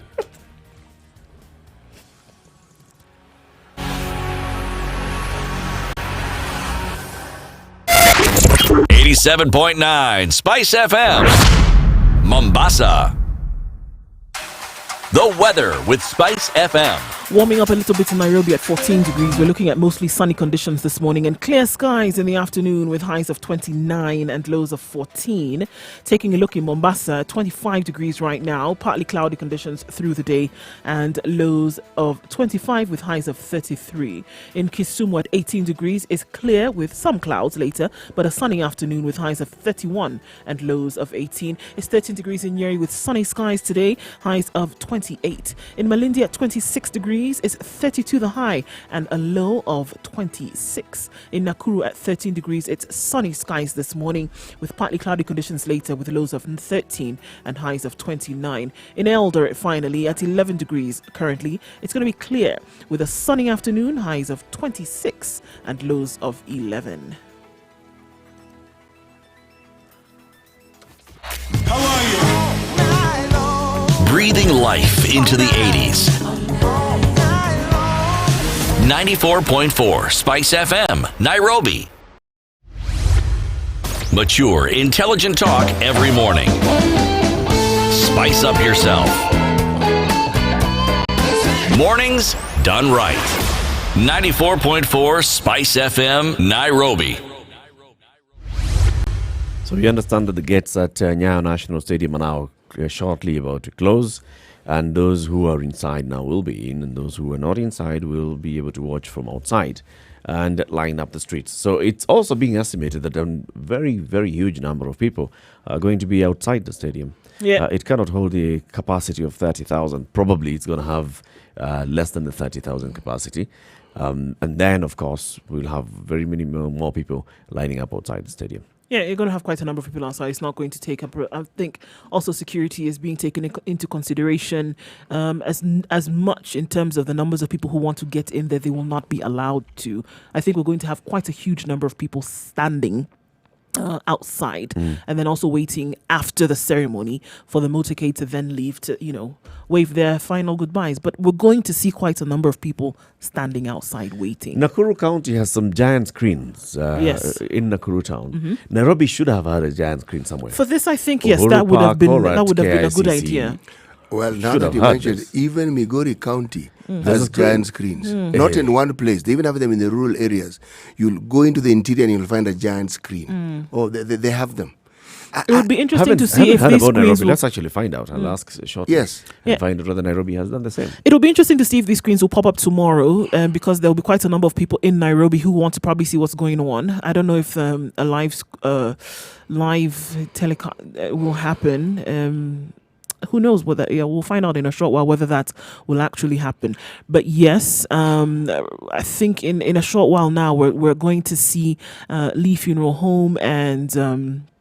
The body will actually be leaving and then going from there to State House. We'll see that in a bit. But I think a lot more people would have liked to be involved in this process. Involved, of course, meaning seeing what is actually going to happen. And then even for tomorrow, when people are not then able to travel to Kabarak for certain reasons, of course, it'll be covered on news and such. But for the one-to-one touch experience, I think more people were hoping to be able to watch that. So, City, let's talk about that. Yes, legally, the president could do what he was doing, excising public land and allocating it to individuals. The thinking behind it was that there was some land that belonged to the government that was in disuse, meaning it was idle. So one could actually apply for land so that you could put it to use. The understanding was that when it was allocated to you, it would stop being idle and that you would do something. That was the understanding. So people could be allocated land. You could be given land. You could apply and you could actually be given, you would actually get land. There's still a lot of government land today that's idle, all right? But you've taken away those powers from the president. You cannot do it with a stroke of a pen. That's the point. Eric, It's all that thing Eric, that you've said, yes, with, apply. with hindsight, very many things become clear and obvious. But at the point in time that we're referring to, it was not illegal and it was within the powers that the president had. This is really the point I'm trying to make. And I'm simply also trying to say that if you look at it and why this thing had to be removed was the harm that this particular power had. Remember, someone could look at land. If it was prison land, the title wasn't to the Department of Prisons. It was just government land. Government land. It was a government school. There was no title to the school. It was government land, hospital, etc. Now, people took advantage of it and even went as far as even trying to take military land. And so long as it was government land, and indeed it was empty, so it was a misuse of these powers. Of course, yes. and it was a practice that they saw was rife. So who's to not stop one and then stop the Yeah, other? so you just stop Of the course, whole that thing was the altogether. thing. Just So stop the stop whole thing. everything. Yes, just stop because it. then The you kind can say of it's only the impact purview of the that president. Those and then, powers led to, yes, there was some good stuff, but also there was a lot of bad with that. With those Actually, a powers. lot of the issues we have Today. regarding the problem of land Stemmed find from emanates from there. emanates from that. Absolutely. Because the problems of land at the coast, the problems of land in The Rift Valley. the problem of land in central Kenya. You see, people don't want to talk about this. Central Kenya. It all emanates from this. Nairobi. It all emanates from that. The big towns. It all emanates from that. There's a lot of land that was earmarked initially for, expansion of facilities, public utilities, Yes. recreational Yes. centers, hospitals, Yes. schools. Taken. All taken. Stroke of a pen. Somebody claims that, this has come from, Commissioner of Lands has excised this, or the orders from above. Of course, orders from above were never. They were never verified. Never verified. Were you going to Like, call the in president this to ask? particular Yeah, are you case- going to call and say who actually said this? No, you're not. Somebody tells you orders from above this particular 100-acre piece of land is supposed to be given out. Are you going to pick up the phone and call to verify? I don't think Never. so. I don't think so. A group of people was trying to grab Uhuru Park, remember? Oh, that one of the Wangari things. Maathai. One of the things that Wangari Maathai has to be thanked for. Uhuru Park had gone. Yeah. By the way things went in those days, Yes. it was gone. Yeah, if she didn't literally tie herself to Uhuru Park and then make the pronouncements that she There was did, some. if she didn't do that and make that sacrifice, We have we to would give have credit seen to the people who supported her. She wasn't alone. Of The course women. not. There were many, many women who were there, and they made such a noise. There was such a fuss about it. Yes. I think they figured, let it go. It's too hot. Now imagine, where would the citizenry of Nairobi be going? Have you ever passed by Uhuru Park on a Sunday? Just not a public holiday on a Sunday. Yes. The throngs of people Yes. there. It is such a wonderful place. But also, what is very unfortunate, when I pass there and I see all these people, I feel so bad, right?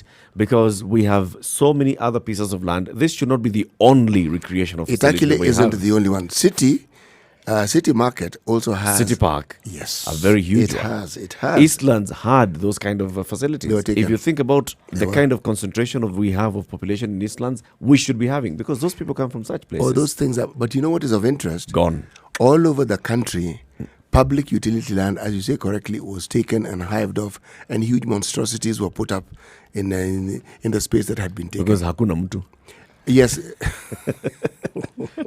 Hii shamba ni ya nani? Do you know this is the debate that the Amazonians have had for the longest time? Because you'll find a government comes in and claims that, something, we cannot have people who don't have land, and you're saying that this land is meant for primates and wild animals. And they're saying, you're missing the point. There are people who already own land, and it's not at 10 acres, it's not 10,000, it's hundreds of thousands of acres. right. Why don't you take some of that land? And use it. Yes.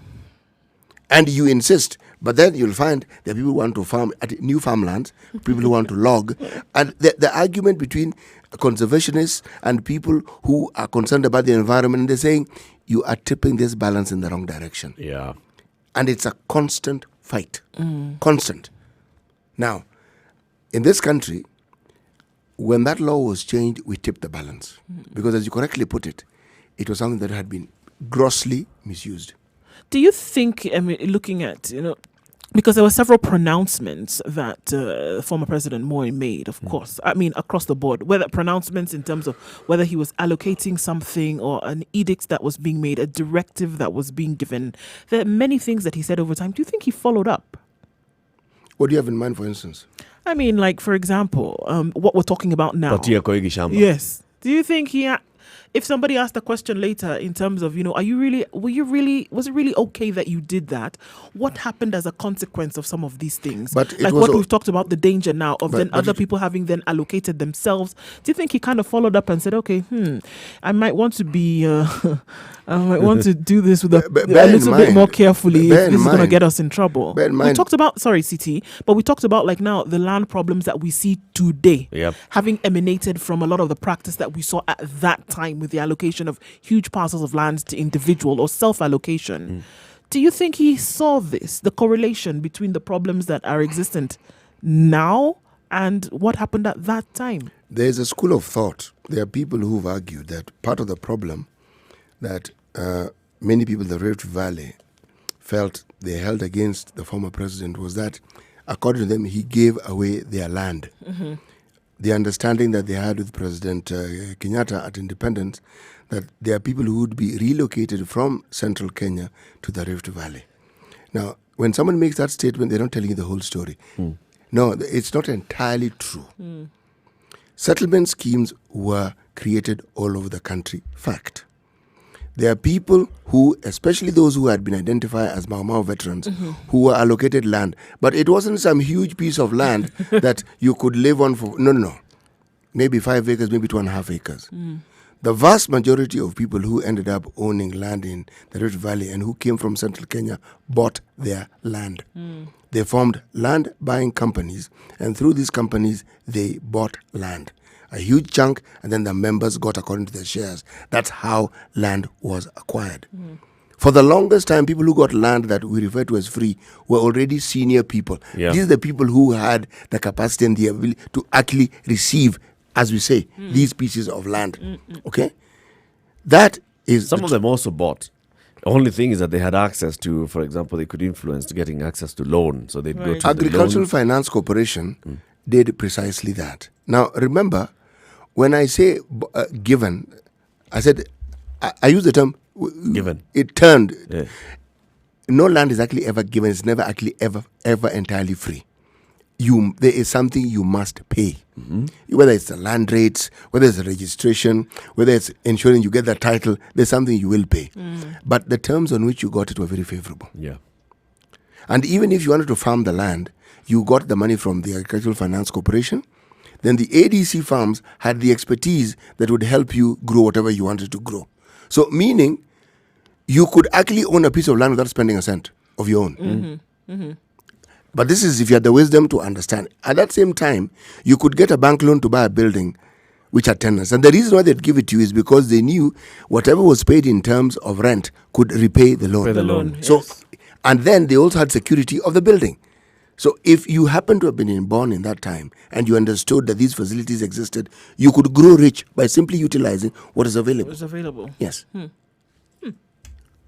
Some of those things that happened, though, when you talk about people forming land buying companies and communities coming and buying land in this area, there are those that argue that you see, you can create all those opportunities, but if the local people haven't been given the same information, If they didn't get the brief either, there's it's going just- to be a problem. It's just as good as saying that basically what you've done is you've hived off this land. You've gone and told people in another part of the country, you guys contribute money. There's some land somewhere to be sold and to be bought, and you do that.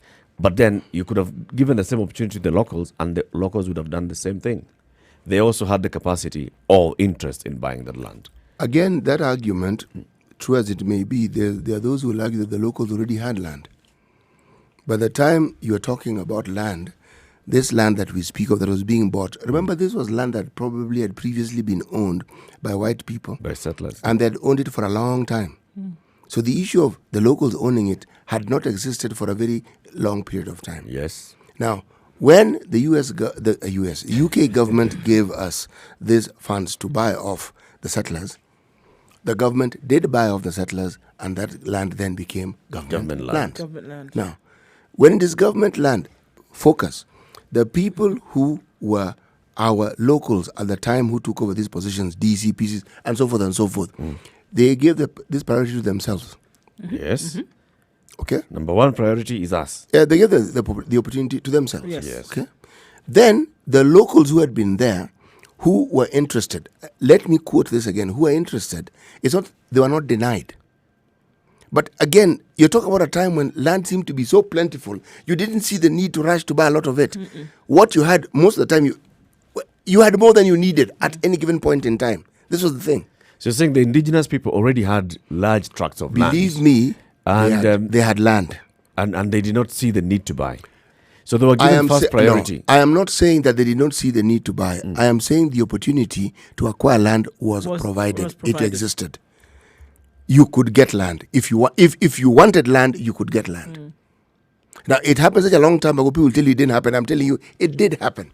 You could get land. And with the settlement schemes, you could get land anywhere in the country where there was a settlement scheme. Yep. When I say anywhere, I mean literally anywhere. If you look at the Trans Nzoia area where you have settlement schemes, look at areas of Bungoma where you have settlement schemes, you may not be told this, but there are people from all over the country in those settlement schemes. There may be one community that is dominant, but there are others. It means the opportunity for anyone to own land in these areas existed. But it's such a long time ago And that narrative changed so much over time that nobody talks about this. They talk about land which was taken. Yeah. That's the dominant narrative. Yeah. It was taken away from us and never returned. That's the dominant narrative. Well, of course, when somebody else is involved in a process and something then goes awry, the likelihood of you pointing a finger in the opposite direction is greater than Eric, if I Accepting it. can, Let's do the traffic first. Let's do the traffic, and then yes. continue the conversation. 28 minutes to 8 o'clock. Good morning. 87.9 Spice FM, Mombasa. Traffic. Of course, the situation still remains the same right around Ralph Bunch Road, heading towards Alving's Kodek on the larger scale. Of course, it's closed off, waiting for some movement to begin to happen around Lee Funeral Home. Of course, that will take Valley Road and then leading towards State House Road this morning. All of those have been closed off today. We have some activity around Nyayo Stadium roundabout, whereby quite a number of people are still parking. Understand that area, Bunyala Road, and then to the further Likoni Road, down in that area is being used for parking. So people are parking and then having to walk all the way to the Nyayo Stadium roundabout. The gates have officially been closed. So anybody who's arriving now, unfortunately, will have to be outside the stadium. Coming off of Mombasa Road, of course, and then leading you to the Nyayo Stadium roundabout, you're going to have to use the diversion on Langata Road and then get right around towards Madaraka, and not being able to access the Link Road, unfortunately, this morning because of what we see going on. Anything that comes up, we will be sure to let you know, but that is how things stand for the moment. Classic soul, R&B, smooth jazz, neo soul, and nostalgic ballads. Make some noise. Yeah. You're listening to Spice FM. Mature, intelligent talk every morning. Spice up yourself.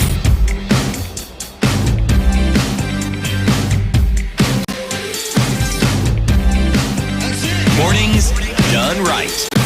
94.4 Spice FM, So the Nairobi. program for the day runs as follows. Of course, a 7:30 right about now. The casket is expected to leave Lee Funeral Home for State House.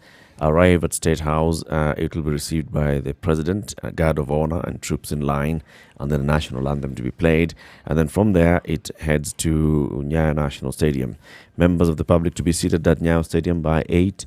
Entertainment by choirs 8 to 10:15, and then the body leaves State House at 8:30. Procession to Nyayo Stadium using State House, Procession Road, Kenyatta Avenue, Uhuru Highway, Aerodrome Road into Nyayo Stadium. Arrival of VVIPs at 10. Arrival of the President at 10:30. Reception of the casket at Nyayo Stadium. Guard of Honor, troops in line, national anthem, 3 stanzas. And of course, whenever you have the national anthem, it's followed by the East African Community Anthem. And then we have the service, opening prayers, a hymn, scripture reading, the eulogy readings, and the prayers for the family, and then speeches by the dignitaries present. This is expected, of course, to go on until about 1:32 p.m. So this is what we're expecting. So right about now, the KTN News crew is on the ground, and we're giving you updates when the body leaves the Lee Funeral Home to make the procession to State House. Among the people who was also interviewed by KTN News and who had an interaction with the former president is a former Naivasha MP, John Mutudo. And you remember Mutudo has done quite a number of things politically. So this is what he thought of the former president. You remember around 78, 79, all those local dangerous brews were banned. And that is why we were able to develop Baringo, Kericho, places like Eldoret and other places. So he was thorough. He said no. And no means no. Even Buza, no. Aitakiwi. And that was it. And if you look even the drug peddlers that particular time, the peddlers and also the balloons were very few. Today, Leo, 2020, my own estimate, mimi kama Mheshimiwa John Mutudo, former chairman wa Nakada, yule mtu alileta Mutudo law, na waambia hivi, ile shida tulikuwa nayo ya madrugs na pombe wakati wa Moi, sasa ni 10 times more. Wakati huu tunaongea hapa. Mara 10 ile tulikuwa nayo wakati amewacha usukani. Any estimation? Is that correct? But also, of course, over time. I don't know things what to have go changed. by, but what he is right about is that it is no longer just a subject of discussion. It is a major problem. There are entire lives and families that have been wrecked completely by this. Now, when you talk about a drug problem, you must include alcohol in that. And the sachets, as we used to call them, The sachets. sachets, as we used to call them, they ruined many lives. You know, you hear of stories of women protesting. You hear of some really filthy-looking stuff in the name of an alcoholic brew being poured into a river, etc., etc., etc. This looks like an activity in futility until you consider the lives that have been ruined literally, either by people dying or simply the social fabric of a community disintegrating completely because of this. Mutudha had a point. Kaguthi himself, if you remember correctly, when he was head of Nakada, they fought against this and they were also fought against. But these were far-seeing individuals who clearly could see this thing, we're going to lose an entire generation here, if not two, as a result of this.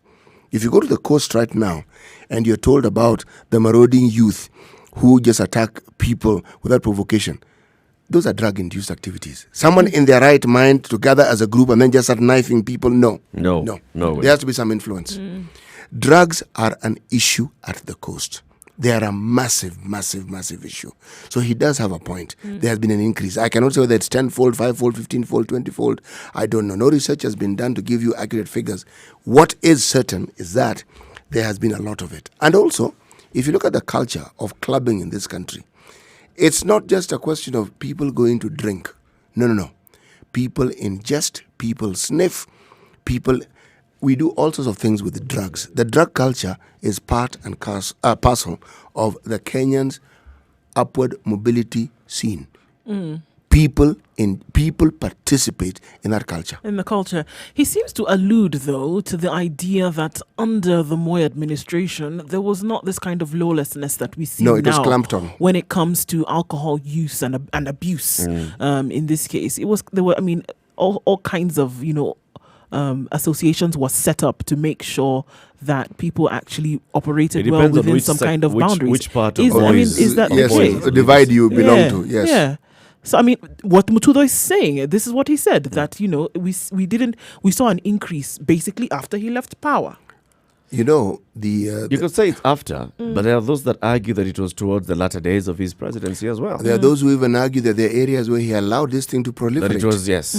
That he allowed the proliferation. Territorially, Yes. they talk about Central Kenya and Mount Kenya region. This is where the sachets were going. It didn't stop. Every other part of the country, yes, there'd be a serious clampdown, but in this other section, this is where they were going. It was a free-for-all. It was being encouraged. To keep people drunk. No. So, is that what you're saying? It's worse than that. It's not to keep people drunk. That is how you decimate an entire generation. Yeah, that's the thing. Right. If to understand it, look at the free alcohol usage in the so-called native lands in the U.S. Papers have been written about this. People have spoken about this.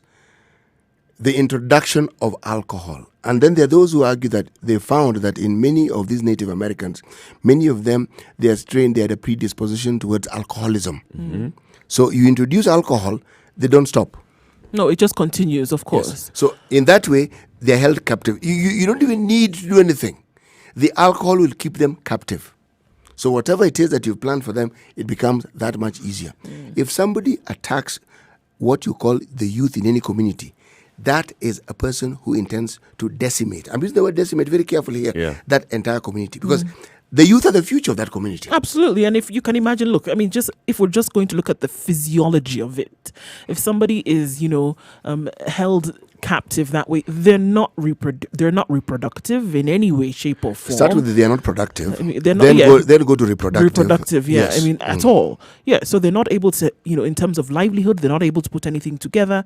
They're not able to then, reproduce. Their body count, as you would say, obviously is not as high as it it's not ordinarily that way would be. inclined. It's not. It really isn't. And so, just to say that, look, at this point, it could be that Mutudo saw that, Moi was far-seeing in that this is what could actually happen if we don't keep this thing in check. The idea folks. behind it made sense. But remember, you're talking about this. It was a cat and mouse game about outlawing. And I remember a time in my youth when what you call social halls within our estates, They were used for gatherings, they were used for meetings, they were used for church meetings on Sundays, but on Saturdays, they were used for people simply going out to have a drink. And you would find traditional brews available at different stalls. They were not only monitored, but they were safe for human consumption. The excessive abuse of it didn't exist then. You knew if you wanted to drink this, you went there and you drank it. It was legal. Now, the process that has been taken by countries the world over is to improve on this product so that the consumption of it becomes something that does not endanger the lives of people. When you outlaw it, what you do is, you may not know, but you lower the standards because people now want to mass produce it because there's a demand for it, but there's no check and balance because it's outlawed. We never took forward this particular debate with the Mnazi, with the Moratina, with the Karobo, with the Busa. We didn't take with the Changa, which is a gin. We didn't take this discussion to the next level because when people talk of single malt, that is someone's traditional brew or traditional. It is someone's absolutely. traditional spirit that they have improved on. Stellar marketing, Yes. global marketing initiatives of the agenda When you that they talk follow about to the letter. the Hendrix gin and people are going wow about it. should be It's doing someone's Amorats. changa. All Nabusa. Yes, it's someone's changa. Yes. Right. They have taken the liberty and the time to take it to the next level, so it's what it is. Ours died at infancy. We didn't develop it. No, you have Konyagi in Tanzania, you have... Waraji. Yes, that is changa being purified and being distilled to the point where it can be consumed commercially to the benefit of the people. So Kenya Cane and the rest of those that we have in Kenya. Those are chemical concoctions. So we want us to do it the traditional way. I'm simply saying, take that traditional thing. Remember, any spirit, most spirits come from grains. Yep. Okay? Wines we know comes from grapes, fruits, etc., etc. Right? Now, why I said, why you heard me going, is because some of these things that people drink in the name of Kenya cane, Kenya no cane, or Kenya mo gin, whatever you want to call it, this is either from a chemical production that was either ethanol, all right, maybe fit for human consumption, but if you don't regulate it, it may be 100 proof. Now, the body is not made to take that. The body can consume 30% proof alcohol, 40 maybe. Now, we produce those things, and it's a product of sugar cane. That's one of the byproducts. Yeah. But then the others where these fellows simply take alcohol that's meant for industrial use. Yes, and they give it to you to consume. And then you wonder why you actually go blind. Package it. They don't do any of that. Nothing. They just pour water into it. And then you're told, gin. You say, hey, Kali. Then, hey, why is it suddenly gone dark? Gone. No reverse gear here. You can't reboot it. The eyesight is gone. To be fair, though, those that are being actually manufactured properly and are being marketed properly, those are done properly. They are. Now, those that are the kumikumis, what was it called? The one that killed people in Ukambani? Kwanambe. Kwanambe is Kwanambele. Oh, good grief. And the net result is... you consume that thing, you see nothing. Nothing. That result is Yes. not Kuana Mbele. So one could say you can see into the dark future. Just locally being brewed by unscrupulous people. They just man. take the entire ethanol concoction, not even water, sell it. No titration, nothing. I mean, that thing, goodness. Now, In Changa, how is Changa made? changa, Busa is the first form of changa, just in case you didn't know. Oh, Busa and Changa come from the same. So same it's thing, same. You Alright. you ferment. the grain. Unasaga hiyo kitu, you ferment it. Now, if you ferment it, put water into it, let it boil. That's Busa. You give it time. Now, if you take it now and distill it, fire, a little water, distill it, same stuff, then you get changa. Eric is paying rapt attention here. Yes. I'm just looking at this. I'm thinking. You're wondering how he knows all this stuff. Well, I have relatives who produced this particular And they were good at it. Beverage. Yes, it was an art. It was passed on. So you can imagine if we actually went and looked at such people, cottage industries, and ensured that such people got the support and were able to market it. Yes. The way we talk about, this certain, single malt or whatever comes from this particular region of And Ireland. And it was cast in a And it certain was oak cast- tree, oak Drum. which sang Barrel. on and Sundays the or whatever waters it is. around that area, Yeah. you know, the water is different. We It's also- all English. We also have spring water, just so that we understand. We do. Okay? People have tapped it. There are these bottled water, but we have them even in have the furthest. springs. We have springs. We have maize, we have wheat, we have barley, we And have have potato. and we have sorghum, and we have potato. And then we have sugar cane. You And we cannot- have trees which you can create logs and there is nothing we Create don't barrels. have. Yes. And the sort of soil that produces it, we also have soil. All I'm trying to tell you is this. If, as you say correctly, and I thank you for that thinking, you go to the areas where this was a cottage industry and you grow it, you then will produce some very beautiful stuff. good stuff. Yes. Let's go to the phone lines. Roderick, Good morning. good morning, sir. How are you? Good morning, Very Roderick. interesting topic. Which one, Roderick? Which one? This one of this Changa. and all that. Sema, iya changa. Anyone? I want to ask Bwana City. Yes. Do you remember when Kibaki government came in, they tried to revive it, something of this nature, trying to revive this third generation alcohol. You remember that? Yes, right? I recall. But it came and became abused. Thoroughly. People stopped seeing. People were drinking funny things like jet fuel. It is true, but you know, this is why we talked about regulation, Yeah. because it guarantees that such a thing doesn't happen. Some of us went through, we drank very funny things in sachets. You remember the sapphires of this world? Hey, those things, The balls. you know, that was fuel really that people were drinking, not even alcohol. I remember those things. You only drank only two and you're out. You're just blacked out. Did you? Yes, and Now, now in high school, you couldn't, in secondary school, not secondary, in university, you couldn't afford money to go and buy stuff, and you wanted to get high. yes, and That's not beer really gets you high very slowly, doesn't it? It doesn't. Actually, it just throws you a tummy. Now, I was a victim. You remember when Uhuru Kenyatta came in and stamped this thing in 2015? You remember 2015? Yes. When Uhuru Kenyatta one day just woke up and said, these things ibomolewe. Yes. But you know me, I was a victim. I lost a lot of money in that industry. Oh.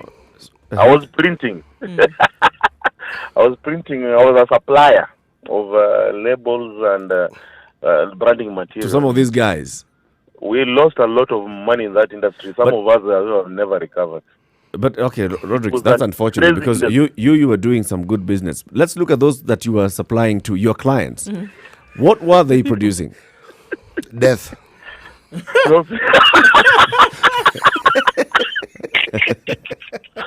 Oh my God! You know, there was the ones who were doing good business, but there are some of others out there who are scrupulous businessmen and only were just looking at the profit margin. And Roderick was And a when good Uhuru businessman. Kenyatta, okay, you know, this thing, there was a political motive behind it because these brewers had become so powerful, huko mashinani, until they were forcing some MPs giving bouncing checks.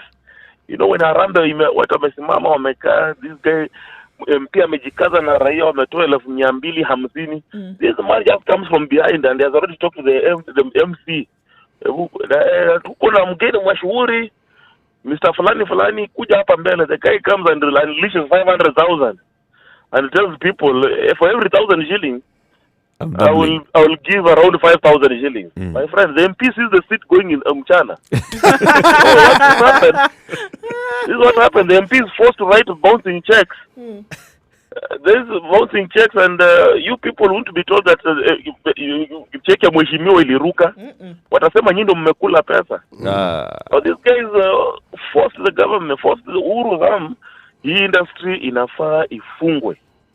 And Uhuru had no choice. These guys were destroying even illegal alcohol and all that. It was just a vendetta to clear these guys. Right. But now the funny thing is that these guys are back. They They are are. making the same alcohol. They are. Yeah, Better you see, regulation. so there's Roderick, nothing where that are you? happened. You see those politics. Where are you? We understand you're in traffic. No. I've just parked the side of the road. I'm going to work. I have to look for money. Okay. Have a good one. Please don't supply to people who are killing others. No, I stopped that industry. But good. you see, that industry. We talked. Ulichomeka. Nilichomeka nilishangaa. Pole. 10 minutes to 8 o'clock. This is a Situation Room. It's Kenya's biggest conversation, bringing you up-to-date happenings on what is going on this morning. Of course, we know it's a National Day of Prayer for the departed former President of the Republic of Kenya, Daniel Toroitich arap Moi.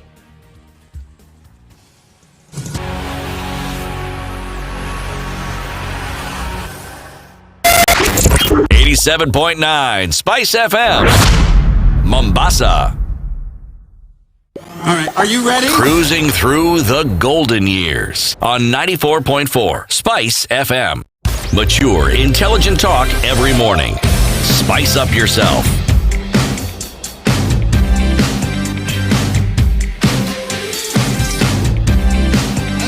Mornings done right. 94.4 Spice FM, Nairobi. Crowds of people have already gathered at Nyayo National Stadium in preparation for today's national prayer service. Of course, we also know that the body is due to leave funeral home. It will be going to State House, some military guard of honor. The former president will be going back to his office, and then, of course, it will be brought to Nyayo National Stadium for that. We'll be giving you updates as that unfolds. Let's look back at some of the famous speeches that the former president made, right? Like this one. Na wananchi wajue kwamba wako katika nchi yao, nchi huru. Nchi huru kwa sababu tunaweza kutumikiana kwa kupendana, kwa kukaa kwa umoja, na lengo letu ni kuinua nchi hii. Kuinua nchi hii kwa mavuno, kwa jinsi mashamba jinsi yameendelea kama vile ninavyoona. Mtu asijione yuko katika njaa, na tufikiri wakati umefika mtu akipata zaidi, mkumbukeni wale ambao tunajua hawana. Pana kueneza fitina yote, rumors na kadhalika, kwa sababu watu hawa ambao kuruka kichwa wanaeleza uvumi. Hata anasema Moi mgonjwa. Mature, intelligent talk every morning. Spice up yourself.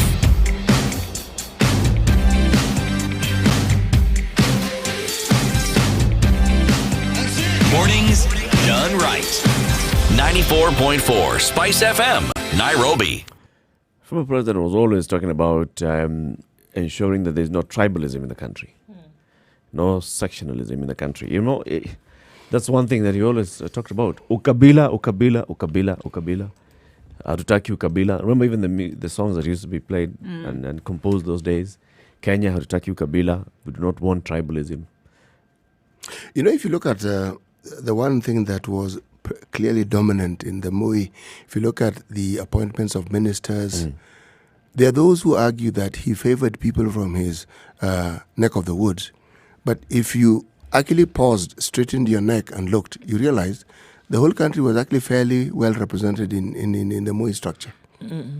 One of the things that often happens is if you are accustomed to seeing a certain representation and then a new one comes in, you will feel there are many. Case in point, for instance, you'll hear people saying, these Kenyans of Somali origin are very many. No, it's not that they are many. It's just that you are not accustomed to seeing people from that part of the world in positions of prominence. So even if there are three, you feel there are many, but they're just three. They've taken over. Yes, and they just taken over. They've come to take everything. Now there are four. Our jobs are women are. Instead of understanding that what you're dealing with are the optics of normalcy, your normalcy that have actually been interfered with, the statement may ring true if you want it to, but it isn't actually anchored in reality. It isn't. Remember, we discussed in this very studio this issue of the dominance of certain communities in certain job sectors. Yeah. And then we said, okay, why don't we just take a closer look at this? For instance, in NSSF, what did we find? It wasn't, yes, there were three members, community members of this country that seemed to dominate most jobs. Three. Kikuyus, Luas, Kalenjins. Now, musical chairs. In one government department, you'll find one community taking the lead, another one. It is the reality. But it is not what people would like to believe. You see, we sometimes don't distinguish between popular myth that has been around for so long, people believe it is true. Yet it isn't actually true. You'll go to some other ministries, for instance, Some truths are true. some truths are stretched. You go to a certain ministry, if the head of that ministry is from a certain community, then you will see that many people who actually are at senior levels in that ministry From that from that community as well. Yes. I'm not watering down what you're saying, Eric. I'm simply saying that it cannot be said that it is representative of the entire country and that it is absolutely true. No, it is true if you segment it as you're saying. The people who produce lists, say, for instance, when Uhuru Kenyatta came into power NCIC does that. and said, "Hey, bwana, kwani every new appointment must it come from Central Province?" We had a senator coming here and talk to us about the pipeline. And we asked the question, so had it been somebody from your community? Would you have been okay? He said yes, Yes. an honest response. So, Right, because obviously they didn't feel as if they had seen, adequate representation from their. They've never occupied They've such never a position. occupied positions with the numbers that they're seeing that other tribes would have occupied. you But see- of course, many things come into play and into question. In terms of the numbers, you have one that is greater than another. From tribe numbers, population, greater than another. So the likelihood of you seeing the kind of representation that you see with another tribe is actually quite low. But that's that argument could be brought in as well. Moi was good at affirmative action. He was. He was. You would find communities at the ministerial level, there'd be representation. Where this argument took center stage was actually during the Jomo Kenyatta era. Where I think there was a point in time where something like 6 ministers from Kiambu. Kiambu. No, not Central. Not Mount Kenya. Kiambu. Kiambu. So you wonder, okay. Is it that you didn't see anybody else? Okay, so When you were looking at how did this one work out? All right, and then when you had ministers, for instance, I'll give you an example of say Luoland. The ministers all came from Siaya. Oluwarengo came from Siaya. Odongo Mamo came from Siaya. Matthew Zogutu came from Siaya. Well, you'd say no. Si Wajaruo wamepewa. No, the laws will tell you. That may appear to be true. But there's a lot more of us from different areas within this rural land, as it But were. there was affirmative action. Action. Yes. There was representation. Now, if you want to get nitty-gritty about it, that was a different detail. Now, this over-representation by a certain community is what now was the narrative that has been carried on through. Without looking at the details of saying, that may be so, but what other factors come into play? Number one. Number two, there's also the unfairness of representation. When you have a situation where somebody wants a status quo maintained, you're likely to choose people who you think will work with you. Indeed, let's take a look at traffic. Ndu will tell us what's happening at Leaf Indoor Home now and whether Nyayo Stadium is still getting very, very busy. This is a situation with Kenya's biggest conversation. We're taking a look back at the years and the legacy and the leadership of Kenya's second president, Daniel Toroitich Arap Moi. Good morning. It's 8 o'clock. Sugar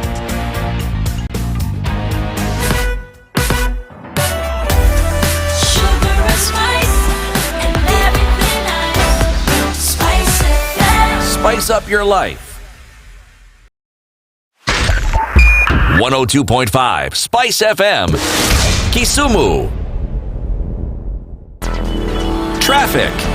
All right, so everybody converges at the Nyayo National Stadium this morning. We see quite a lot of activity in that area, vehicles parking and then individuals trying to make their way into the stadium. We know already that the gates have been closed because everybody's asked to be seated at this time, and that's what we're going to see. Of course, the roads leading to and around that area, Uhuru Highway, Bunyala Road, parts of Likoni Road, and then moving up to Langata Road until right around the junction that leads to Madaraka. Understanding also that Aerodrome Road is already closed off and that nobody's going to be able to use that to access the area. Looking further into the city, Valley Road, of course, is closed off. State House Road is completely closed off. We see that Ralph Bunch, Arvingskodek, as people then will now, as rather the body will leave, the body of late former President Arap Moi will leave Lee Funeral Home, and it's supposed to be any time now, so that we see that those areas have been closed off. If you're approaching the area, you will not be able to get through. You should have left by now. We'll let you know what it looks like in a short while, but for now, that's what it looks like.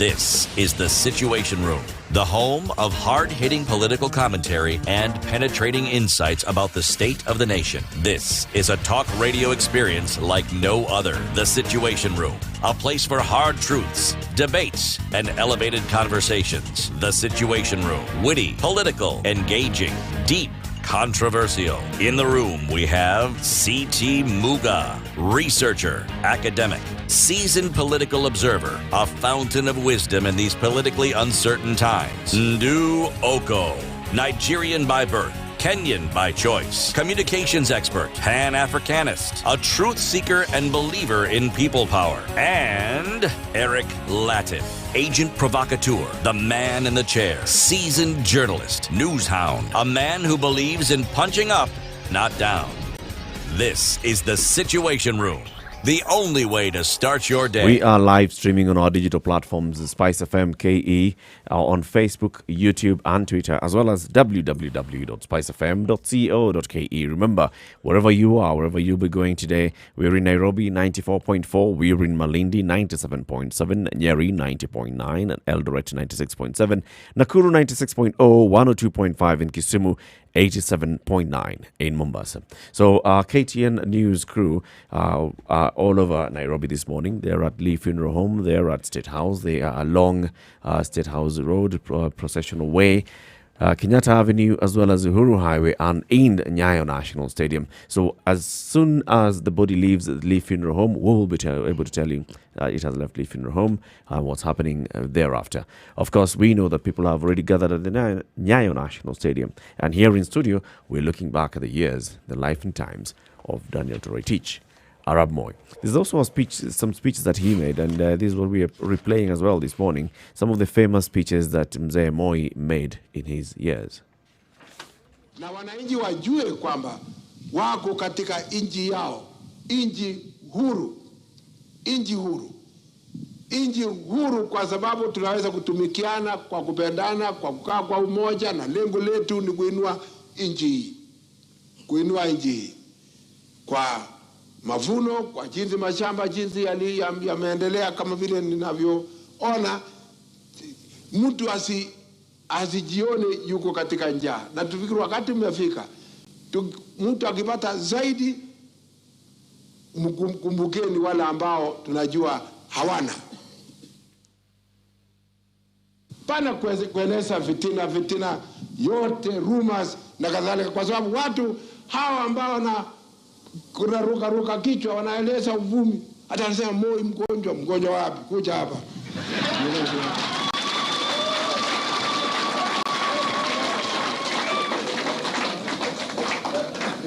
Wewe unazungumza na nani alafu ukajua Moi mgonjwa? Mimi mzima. Well, yes, Daniel Toroitich Arap Moi.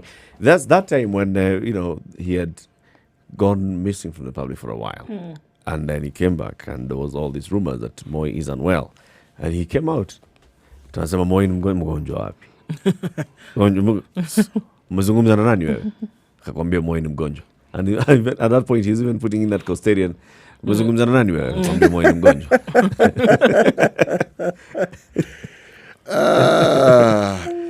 One of the things that a strong president could not be seen to be is unwell. So even if he had been unwell, he wasn't going to come out and say he was unwell. No. But remember, what lends now credence to the statement that he was actually well, just absent, was the many things he did. Remember, there were times we were accustomed to seeing Moi in the media, and that's what we were reacting to. Every news item began with the president. So if you have even just 2 days when you don't hear, you ask, not where is he? What has happened to him? Yes, exactly. No, not where is he? Yeah. And then remember when he debunked this myth that there had to be a vice president. And we waited. And we waited. Because he didn't have one for some time, right? Yes. Is this? Kipruto Arap Kirwa Yes. is now being interviewed by Michael Gitonga of KTN News. Yes. And there's a big story on page 12 of the Standard, which is actually also mentioning Kipruto Arap Kirwa. It talks about a man called Jackson Kibor. Jackson Kibor had been agitating for his community's voice. Kibor and Charangani MP, then Kipruto Arap Kirwa, led a group of Nandi elite in demanding for positions in government as well as for jobs for their youth. They claimed not to have been benefited from Moi's leadership despite their support. The group gained popularity, and Kibor would soon be elected as the Kanu district branch chairman, with the faction he led referred to as Kanu B. He drew support from grassroots leaders in Tarbo, Moiben, Ziwa, Kases, and Anabkoi. So these were the Nandi. The people of Nandi were feeling, no, we are not in this government. Mm-hmm. So this is just not looking at the rest of the country is looking at them as Kalenjin and saying the Kalenjin are in the government. But they have split People themselves. in Nandi are saying The same happened What are with you the talking about? Kipsigis. They Yeah. also the felt Kipsigis as well. they also felt they were not represented in the government at all. Yeah. So this story that we're saying about representation, you see, you have to ask the question, what exactly do you mean by representation? See, if you are to ask right now, even at the time when the Prime Minister, Raila Odinga, was Prime Minister of this country, there are those who tell you this man is only choosing people from his neck of the woods. They would tell you that. And then you would argue and say, but Miguna actually doesn't come from Siaya, does he? Or Bondo. He doesn't. And then they'd point out, Karoli actually comes from South Nyanza. Then say, yes, but. Meaning there's a narrative they want to believe, and they're not going to be dissuaded from it. So even when there's evidence to the contrary telling you what you're saying is not entirely true, in fact, it's not even true, they'll say, oh, There's yeah, an I see a interjection. but. Yes. Yes. There's always an interjection Yeah, to say that, he's low. You could be Yes. talking about representation, but, within representation lies further representation. And Yeah. we're saying at this point, not everybody was well represented. And then you can't say that there's complete representation if only a particular number or a particular area was taken into consideration, obviously. This movement by Kibor and his people actually gained a lot of momentum. It did gain a Kanu lot of B. momentum. Yes, it He was did. even kicked out of Kanu at some point. Yes, he was. And Kibor was seen as somebody who was strong-willed and spoke his mind. But remember, Kibor was almost untouchable. He was an elder. And he belonged to that group of unique individuals in that community whose stature went beyond just being old. No. Did he have lineage with the Olkoyot? It is argued that he had that lineage. So, and same with someone called Barangatun. Bas. So these are people who you may disagree with, but you disagree gently. You don't just push hard. No. You disagree, and you disagree quietly. Yes. Meaning their positions in the community had been respected. Yep. Yes. When we talk about that representation, actually, shortly we'll be joined by a guest in the studio. And this is one guest who knows about representation going down to clan level, going down to family level. This is a former MP, Farah Maalim. Of course, he'll be joining us. And when you're talking about the communities that know about representation coming down to the clan and all, this is one of them. Farah Maalim will be joining us shortly. He's just settling down. And of course, we'll talk about him and the years that we know that he served in government. You may remember Farah Maalim also. He was a deputy speaker during Ole Kaparo's tenure. So when Ole Kaparo today is saying, the following day it will be Farah Maalim.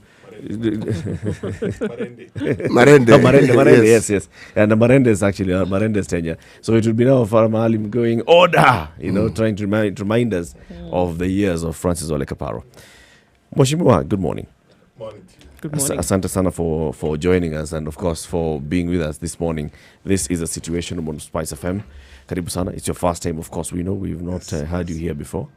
Karibu. This is Spice FM, the situation room. My name is Eric Latif. Nduoko and CT Muga. You are on KTN News shortly, a couple of minutes ago, also looking back at the years of yourself in public service and your interactions with the former president. When did you first interact with the former president? I first interacted with the former president, I think, in 1987. I was the Secretary General of Kenya Transport Association at that time. And I met him in Mombasa, State House. And he gave me an audience. I was a very young man. I was only 30, not even 31 yet. And he was a listener. He was a very, very powerful listener. and a facilitator. And basically, he was also a doer. He wants to tell him something. If he's convinced about that thing, he does the actions in your presence there and then. He'll call the people who matter and tell them to proceed on and do ABCD. But then, of course, later on, I met him a number of times as a member of parliament. And you know that I was in the opposition in the first, what do you call, or the second multi-party parliament of 1992, 97. Yes. So he was a sage. He was a wise man. He was an elder. He was somebody you could talk to, you could disagree with. For example, he pushed me very hard to join KANU. And literally, I can tell you, when he tells you to come and join KANU, he's not telling you to come and join KANU for goodies or anything like that. He tells you this is the way you can help your people. This is home. This is home. And he said a lot of things that did not make sense to me those days. But in hindsight now, they make a lot of sense. Like what? Well, he believed that the political parties that were there were all tribal, which incidentally they were. There was I was in Fort Kenya, and within a very short period of time, those of us who did not come from the western part of the country, the western part of the country felt alienated. Yeah. That's why we went and formed Safina. That was me and Imanyara and Moite, and Liki. Clay Tumurungi, and Liki was never in Fort Kenya originally. Oh yeah. But Moite was the first vice chair of Fort Kenya. of Fort Kenya.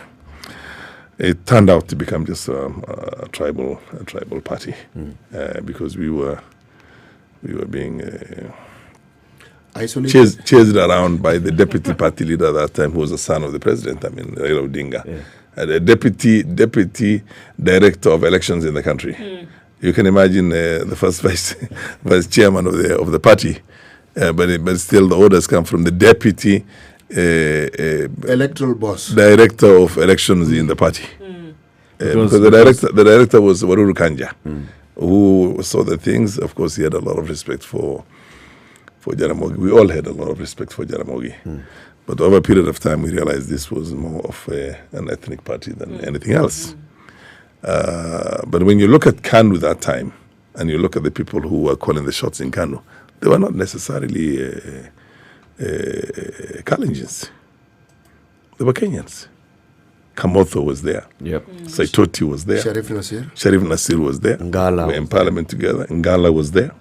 And these were the people who were calling the shots. The late Hussein Maalim was there. Yeah. The late Dr. Bonaya Godana, who was also a brilliant scholar, was there. So basically, it was the face of the nation. We were seeking emancipation for the country and new liberation, but just ended up becoming flower girls for another tribal chain, Tribal outfit. Yeah, tribal outfit. But why? Could you see it being another way, with the way in which things had been orchestrated? Could you see politics or party politics being different or being separate from tribe, even with the pronouncements of Moi at that time? Let's call a spade a spade. The truth of the matter is that KANU was not a tribal party. I'm just telling you where the power resided. The people who basically called the shots. They are the ones who would go to the big man and sit down with him and tell him this is the direction we have to go. But Mweshimiwa, I mean, the man was all powerful. He was, by the way. There are those that have argued that KANU was Moi. No. When Moi stood up and said, Chama cha KANU, he was meant saying, I Moi. Yes. Even the fact that the party, Moi called the party together in Kasarani. I don't know whether it's in Kasarani or I can't. It was Kasarani. And after they made all the pronouncements, the arguments for maintaining the single party, insulted you. Yes. Maintaining the single party. Yeah. Yes. And still coming down, and he comes and says, no, we will have to repeal Section 2A. There were people who were in that inner circles who told him, look, the global trend Is this? is this. We cannot survive with this. One of them was the late Dr. Benai Godana, an accomplished, what you call scholar and intellectual, who basically saw way beyond those narrow things. But who still, the former president will call him and ask him, what do we do? What do you think of this? Yes. But here's the thing. We're making So this he, argument. and then the other one was Amos Wako. Never underrate the role of Amos Wako in all those years Moi was there. You see what I mean? Yeah. The other one was Amos Wako. My argument, though, is when you look at the former president, for example, that particular meeting in Kasarani, right? Nobody else had talked about, well, yes, but it's important for us to start thinking of what the other side is saying. Let's take into consideration, maybe they have a point. Nobody was saying that. Yet when Moi stood up, it's sort of like he went against democracy. The party has stood up and said from decided. across the country that we don't want multipartyism. And then this one person, just because he's the leader of the party, stands up and says, let's go multipartyism. And the party has to toe the line. That means the owner of the party is the leader. You know, you probably have to live in that era to understand exactly what the air was and the mood was and the world was and the continent was at that time. This was an opportunity to allow everybody to say everything that they wanted to say. But the decision had already been taken by that inner clique. Those guys who did not want to ingratiate themselves with anybody, those who would not shout the praises of Moi and everything else, and they sit down with them. Amos Wako was one of them, the late Dr. Benai Godana was one of them, another one, and a number of other guys. They would sit together and say, what do we do? And the circumstances say, no. Globally, Biwott was another one for your information. Yeah. Don't ever be cheated that Biwott did not want the repeal of Section 2. He realized, he understood the global dynamics, and he knew it was not sustainable. Right. You see what I mean? Yeah. And those are the people who sat down together. And at some stage, I would also say Sally Koskei, much later. Sally Koskei was another brilliant, very well educated, very well exposed lady who the president trusted a lot, who would also be quick to say such things. Right. Look, it's not sustainable. We can't sustain it anymore. Because then you become a pariah. And then we already had problems with the IMF. We have had problems with World Bank. We had the problems with all the bilateral things that we used to enjoy before that. We have not seen any dollar coming from any of these countries for about 10 years. Yeah, so basically that was no, not 10 years, but for a good number of years. So It approached 10 actually, if you think about it. Yes. Because it approached 10 at the time we're doing the elections. Exactly. Yeah. There you go. So let's take a look at weather, and then we continue the conversation. In the studio this morning, joining us on the hot seat is Farah Maalim. He's a politician, former MP, former Speaker of the National Assembly. He's a leader of Wiper political party. We actually were asking ourselves, what is he in Wiper now? You'll tell us shortly. And then the conversation continues at 20 minutes past 8. Of course, we'll also be giving you updates of what's happening at the Nyayo National Stadium, at Lee Funeral Home, and at State House, Nairobi. Good morning.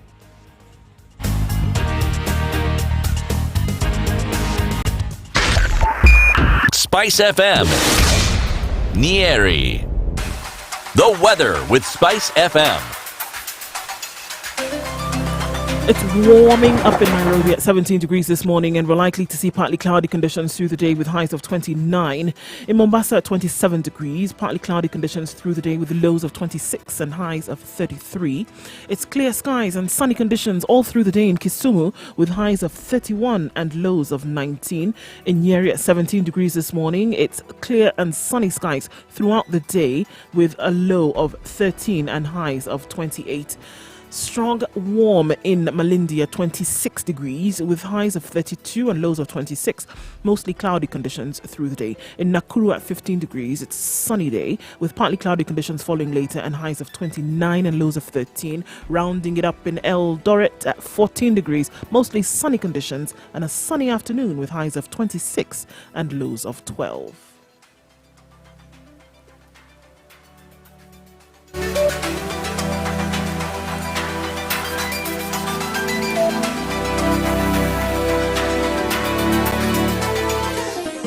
Chilled Spice.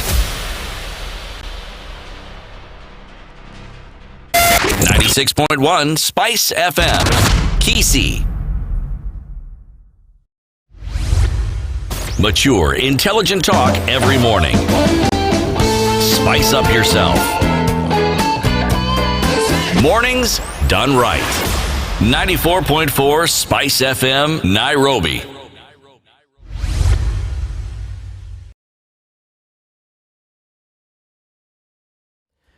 It's the Situation Room right here on Spice FM at 23 minutes past 8 o'clock. Good morning. This is Eric Latif. You have CT Muga Nduoko and the Honorable Farah Maalim. He is a former member of Parliament for Lagdera constituency, former Deputy Speaker of the National Assembly. And you are in your political party leadership, Farah. Right, I'm the Deputy Party Leader for Wiper Party. Right. Yes. Yes.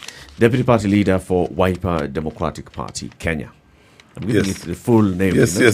yes. And you're looking back at the former President Daniel Arap Moi, who is, of course, whose body is due to be taken to the Nyeri National Stadium for prayers this morning. And looking back at the years of you dealing with the former president, you've given us a very good, historical event there where you were in Ford, Kenya. You were in the opposition.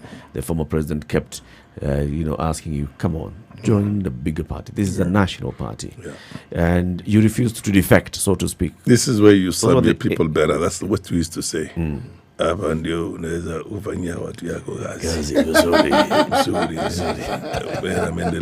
Why did you refuse to defect? Not enough offered? No, because the argument is whenever you saw people defecting. No. Frankly speaking,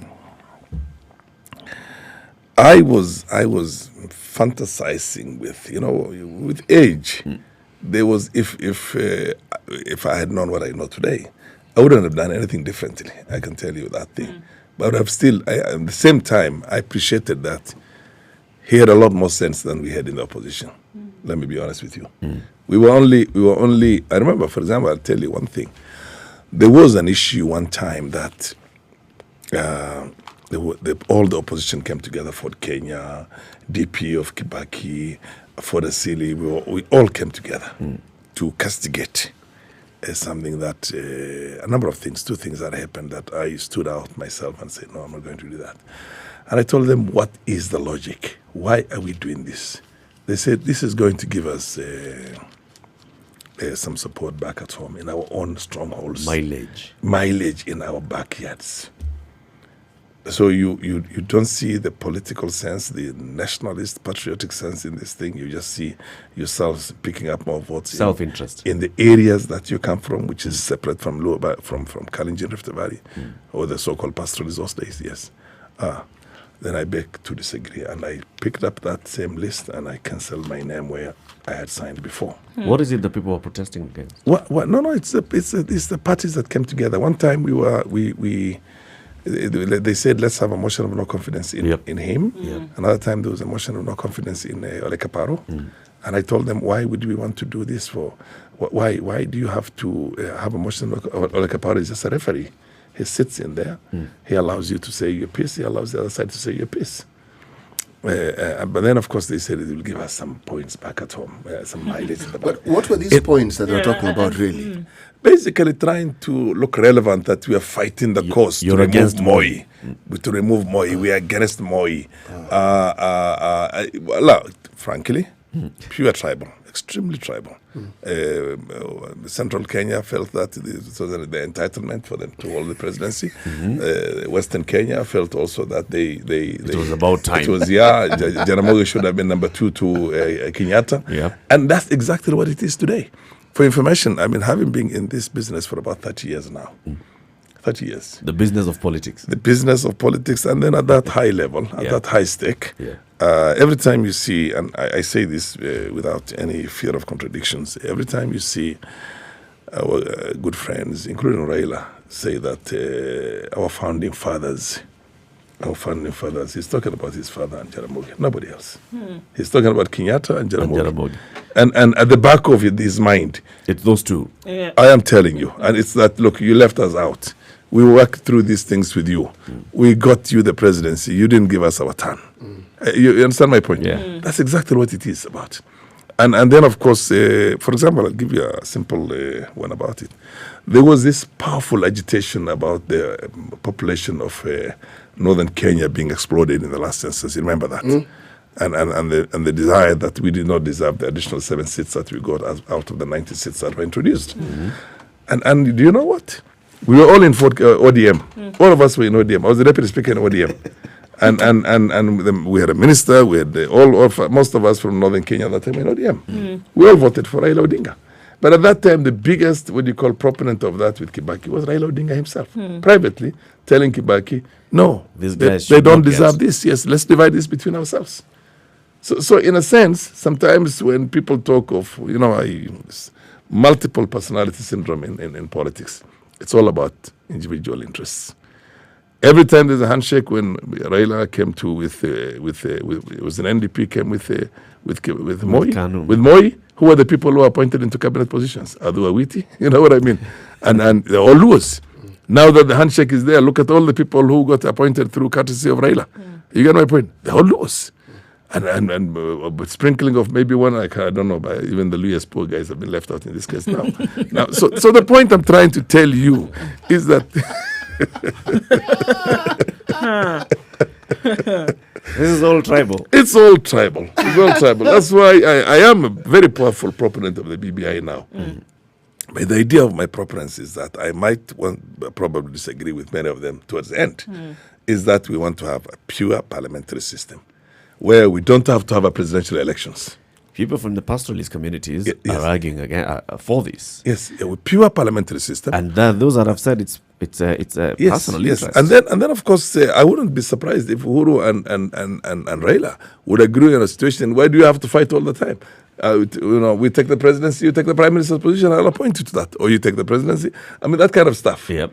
That kind of stuff is basically what people are worried about. But for us, we are looking at the institution of what do you call the executive. That institution of executive. How do we eliminate the problems that we have in this country all the time? The only way to eliminate is that we don't have a presidential election. You go to your constituencies. We all get what do you call our elected there. The party that has the maximum number of seats in there is ruling. Yeah. So proportional representation as well. No. Just go for your voting. constituencies, and then you say, okay, the party with the largest number of majority MPs. They select. They now, if they can't form 50% above, let them go into a coalition with another party and form the government. You see what I mean?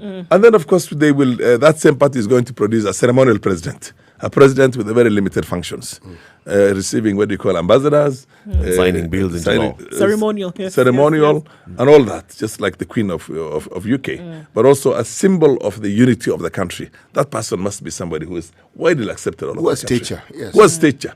You see what I mean? I mean, those kind of people are the kind of. But then, Mheshimiwa, 30 years experience in this country, and you don't see like this thing will not work. It has to be this way. It has to be with this the kind way. of parliament that we have now. People will be meeting in the toilet today and bring down a government tomorrow. No, look, they basically just walk out of our coalition. We can change a few things. For example, you say that you cannot bring a motion of no confidence on the government in less than a year. If you have one motion of no confidence, then you can only bring another one year later. You know what I mean? There's a limit into these things. Do you think it's going to... And then what happens? You get rid of a prime minister.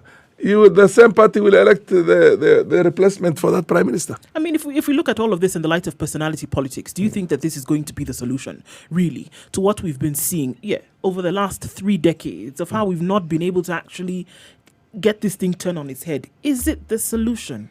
And if it is, how is it then going to get things to change? And that's why I'm going to tell you now. It is the solution. You know why? We've never had a straight election for 3 consecutive times now.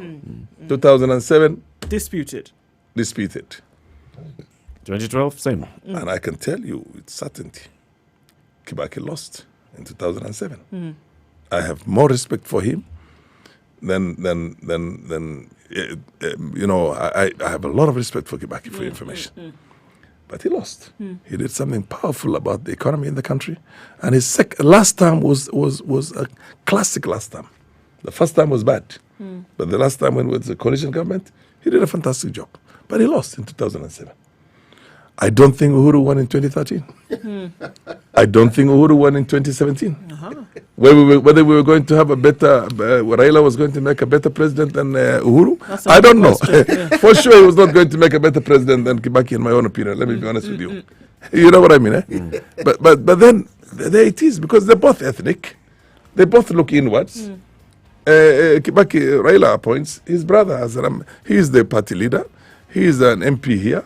But the home seat again is given to our brother Oburu, and Oburu is now in the Yala. You get my point? And look at the way things are. Up until a short while back, Rosemary was floated as the MP for Kibira to replace him.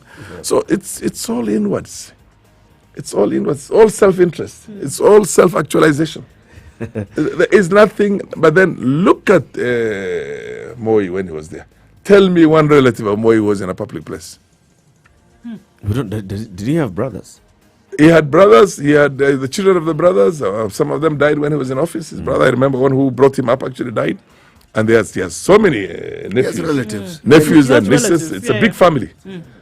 And he had all these boys of his, Jonathan, Raymond, you know what I mean? Mark, Phillips. None of them were appointees. None of them were appointed into. Not in public. Not in public. No. Gideon. It's only after he left the public service that they came in. Is that they went in on their own and won and lost. You know what I mean? Let's take a short look at traffic and then continue the conversation. Of course, there's some movement out of Lee Funeral Home this morning, so let's hear what is happening there. And then we continue the conversation. On the hot seat this morning is Honorable Farah Maalim, former MP, Deputy Party Leader of Wiper Democratic Movement Kenya, former Deputy Speaker of the National Assembly. Good morning.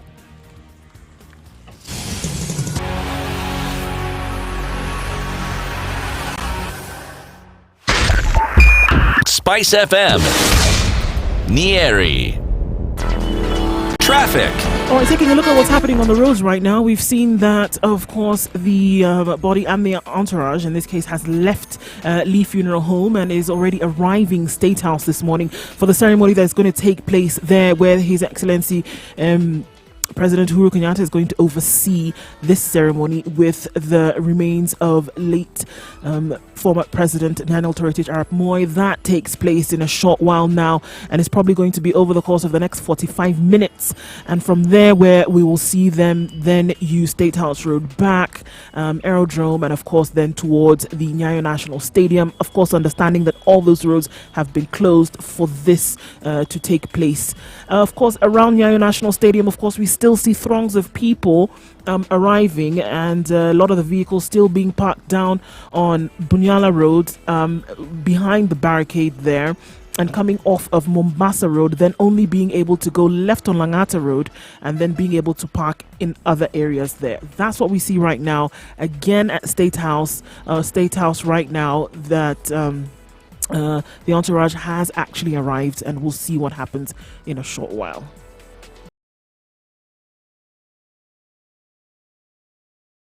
Mature, intelligent talk every morning.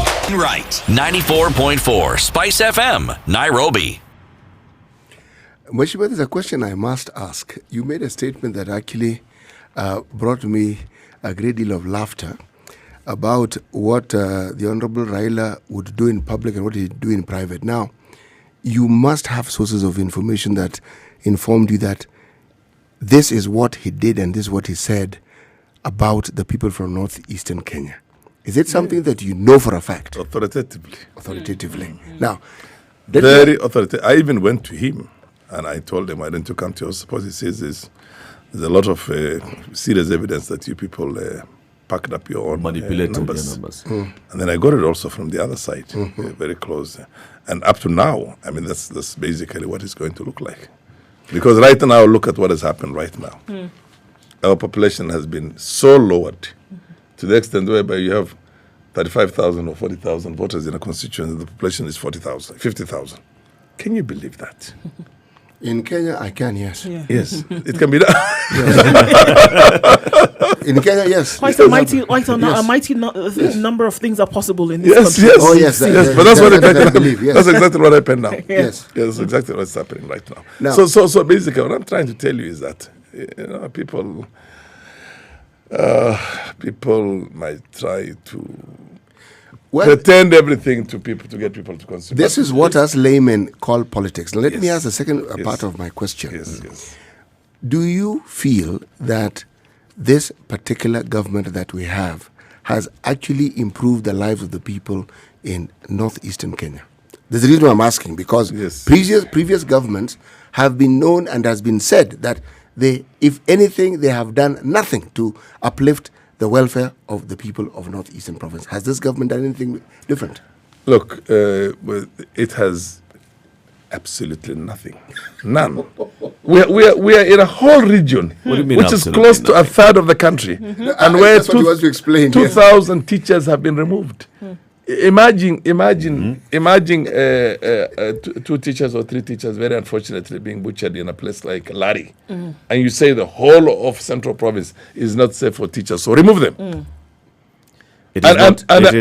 It's been done 5 times. By the way, let me tell you one Yes. thing. They remove them, they recruit, an incident happens, they remove them. So as Sosion put it, it has become an employment bureau for Nancy Macharia. And from what I hear, she even tells members of what do you care if you can get employment for your own people? And she tells, what's the problem? Mheshimiwa, lete tatu yako, lete nne yako, lete tano yako. And she gives it to members of parliament, names. Bring me the names, I'll recruit your people for you. Why is it, Mheshimiwa, She doesn't care. She thinks by recruiting a few hundreds of her own ethnic community is much more important than the education which is being imparted to those children there.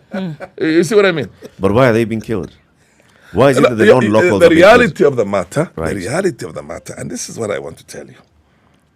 My friend, when thugs kill innocent Kenyans in Lari, do you want to ask all the Kikuyus of Central Province to produce those guys and tell me why are you not protecting the teachers among you? No. When this happens in Bungoma, like remember all those mysterious incidents where people died, Right. do you go to the Bokusis and tell them, you must bring these people to book, otherwise, there's a problem with you? No. Every time a thug, a crook, a terrorist, a criminal does something in Northeastern Province, they say, you people, Explain to you us. Somalis, you must... Explain to us what's going on. What's going on is that we have got this criminal Al-Shabaabs. Yep. And we have a security machinery that's the most coward in the world. Let me tell you one thing. That's why they went to the Vichaka when the Manda Island was the Americans talked about it. They went to hide. They went to hide. So when you go to them and tell them they are the guys, wako pale, wako wapi, ni wangapi, ni nani, they go back, ulijuaje, tupe majina zao. I mean, that's exactly what it is. They will never face them. You understand my point? So then what happens? They go around there and they see some innocent herdsmen. Those are the ones they beat up. Those are the ones they kill.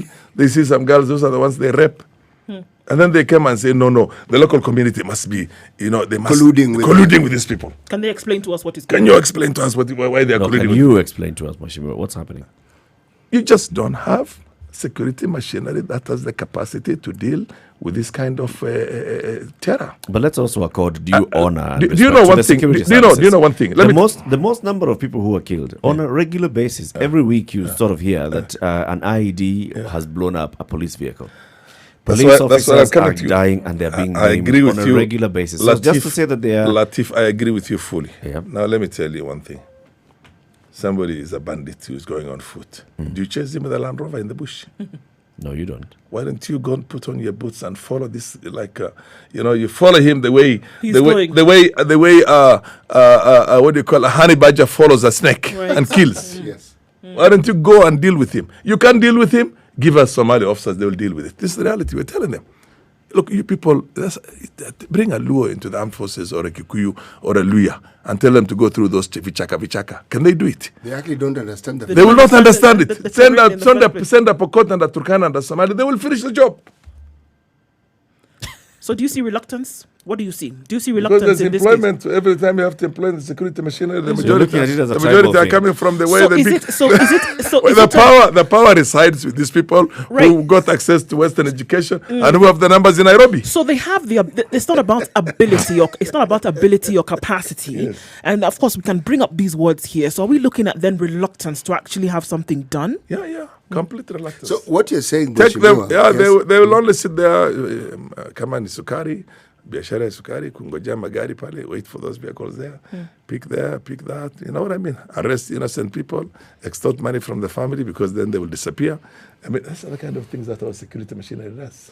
I'm seeing. Have you seen? Do you remember the former chief of general staff, the chief of KDF? Mahmoud Mohammed? No. Which one? Mahmoud Mohammed took the bullet in the head himself, and actually it went through his own heart. Yes. He commanded his forces there as a major general. Yes. He is the one who was firing and killing those guys. No, who are you speaking Look at somebody like Karangi? Karangi. You think that guy can go and fight anywhere? Look at the size that man here, the chief of KDF. He's the one who committed our forces there with a bakora and littering around. And all he's looking is for money. That's He's all. a general. The Come intelligence- on, he's a general. He's not a general. We have the same size of a general right now. We've had the similar generals. I think we're making light of a situation here. No. I am telling you, look at American generals. Look at generals from other communities. Look at colonels from other communities.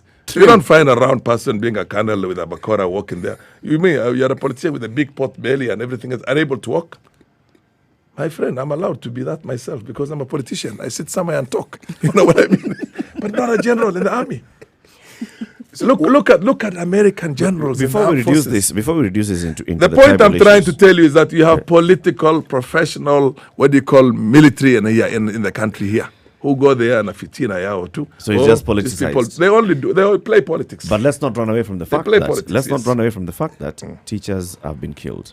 It's not the first time. Teachers were killed that's in what the I'm bus. telling you. Teachers have We been tell killed them- in Garissa, Yes, right? yes, And these yes. teachers, when they are killed, the teachers themselves protest and they refuse to go back there. And they have a right because they're saying, look, we were there, we saw the attacks, we saw what happened. It was teachers that were singled out. We are not the only non-locals in the area. We are just teachers. Mheshimiwa, Those what- people who are attacking these people are not attacking the shopkeepers. They're not attacking other people. They're attacking the teachers. Mheshimiwa, what would you say the local community has done to protect, say, the teachers? They don't have the capacity. What will they use to protect? Did you give them guns to protect you? No. Support them. There's someone When they with bring this. information to the police, they have tried very hard This to what I'm- sh- this to what I'm- share to share Intelligence. So and they they share- do yes. it. But who is going to move? Who is see what I'm? You tell somebody they're thugs here, they're bandits here. Who is the man who has the balls to go and move from our security machine? Do they share the Then- intelligence yes, with the herdsmen all the time. with their neighbors? They're giving this The information police officers. on a Look, my regular friend, basis. So they we are give saying this information- intelligence and yes. information Yes. is readily available, Yes, but yes. nobody is doing anything. Nobody with is the doing information. anything on it. And then by the time they find out that sometimes they will get arrested. One of them or two of them who are coming to buy provisions for them. And the community sees and say, that man, we don't know him. Who is he? And they go to the police and they get arrested. They pay money. And they tell them, you've been fingered by so-and-so. So, And then you see them now slaughtering. Have you seen this 8-year-old man who was killed the other day? Why do you think he was killed? His son is a home guard with a gun. And one of those guys who also engages them all the time and takes information of them. They kill the father. The other day we had the conversation here and we talked about the fact that probably it's time for teachers to be armed in this particular area, just from what you're saying. And if you're saying there's intelligence and information sharing, would that then be the solution? Would it help? Because it is an issue. It's it's an issue. They killed three brothers, primary school kids in a room in Saredo only about a month and a half ago. You remember that? 4 of them were killed. 3 were from the same father and same mother. 15 years old, 14 years old, 13 years old. Yep. They extort what they call livestock and money from the Somalis on a permanent basis. They kill hundreds of, thousands of them inside Somalia every time, blow up the whole place. That is Al-Shabaab. Do you think the Somali people want it wherever they are? no, they can't. They hate them. They hate them. But where is the salvation? Now we've gone into their country with our own forces in there. When you tell them, my friend, let's go and chase these people on foot. I was there with all the senior government officers here. And I told them, I'm even willing at my age to be walk given with a you. small to work with you and work with you and tell you what will happen. And, we will get, let me tell you what happened some times back. 5 international aid workers in the Dadaab refugee camps from the Norwegian Refugee Council were abducted from Dadaab. Abducted from Dadaab. we had their mobile numbers because they're all known by. Yes. Some of the mobile numbers were on. I talked to the entire security machinery. I told them, send off the choppers. Let's follow them on foot. Let's go. You can get the grid reference. If your mobile is on, You can get the grid reference. you yes. get the grid, you get the pinpoint that'll show you that it's here and give you the bearing to the meter. You know what I was told by somebody I talked to within the system and the Kenya system? Oh, these people are already crossed. They're already in Bwale. But we told them they can never be in Bwale. I'm there as a deputy speaker. So I sent chiefs, home guards, herdsmen, follow them up. Just keep on informing us where they are. And then we went to across the border on the other side and engaged those Jubaland guys, Jubaland forces. And they came from the other side. They laid an ambush for them. Slowly. Picked them out on their own locations. And the guy who was an inspector in charge told his officers, don't shoot, because if you shoot without killing, first of all, the leader of the group, then the leader will instruct for all these hostages to be killed. Hostages to be killed. He waited, he took his time, put him off with one bullet. The others did not know what to do. There's no leadership. It takes time for you to study and understand who the leader is. Yep. Because you're watching them from somewhere with your binoculars inside the kichaka, and you see them and you say, that's the leader. You can see. So I'm hearing you say from all of this that it actually can be done. It can be done. And the 5 of them were rescued. And you see them in the papers. I was here. We went and got them from Wilson Airport. NRC guys. And the current Prime Minister of Somalia, who was the boss of NRC in Kenya here, running 13 countries from here, was there on hand. So basically, you can collaborate with everybody. They even told us one time, the forces are crossing the other side. Look, your forces have no capacity to follow these people the way we can do it. Yeah. Can we collaborate? And we're not interested. So what are we interested in? If we're not We're interested in running with Land Rovers, basically Sukari business and across the charcoal business and God knows what. And of course, the fund that comes out of here, because there's always a certain amount of money for intelligence, for security. Kukula here too. That's why they keep on removing one RC after the other. Because they suddenly cannot account for a couple of 100 million shillings. All gone into private people's pockets. Take a quick break. We have in the studio Honorable Farah Maalim. And of course, we're going to ask him, so is he actually saying that this is never going to end? Because people are benefiting from it. 10 minutes to 9 o'clock. Breathing life into the 90s. 94.4 Spice FM, Nairobi. 96.1 Spice FM, Kisi. Mature, intelligent talk every morning. Spice up yourself.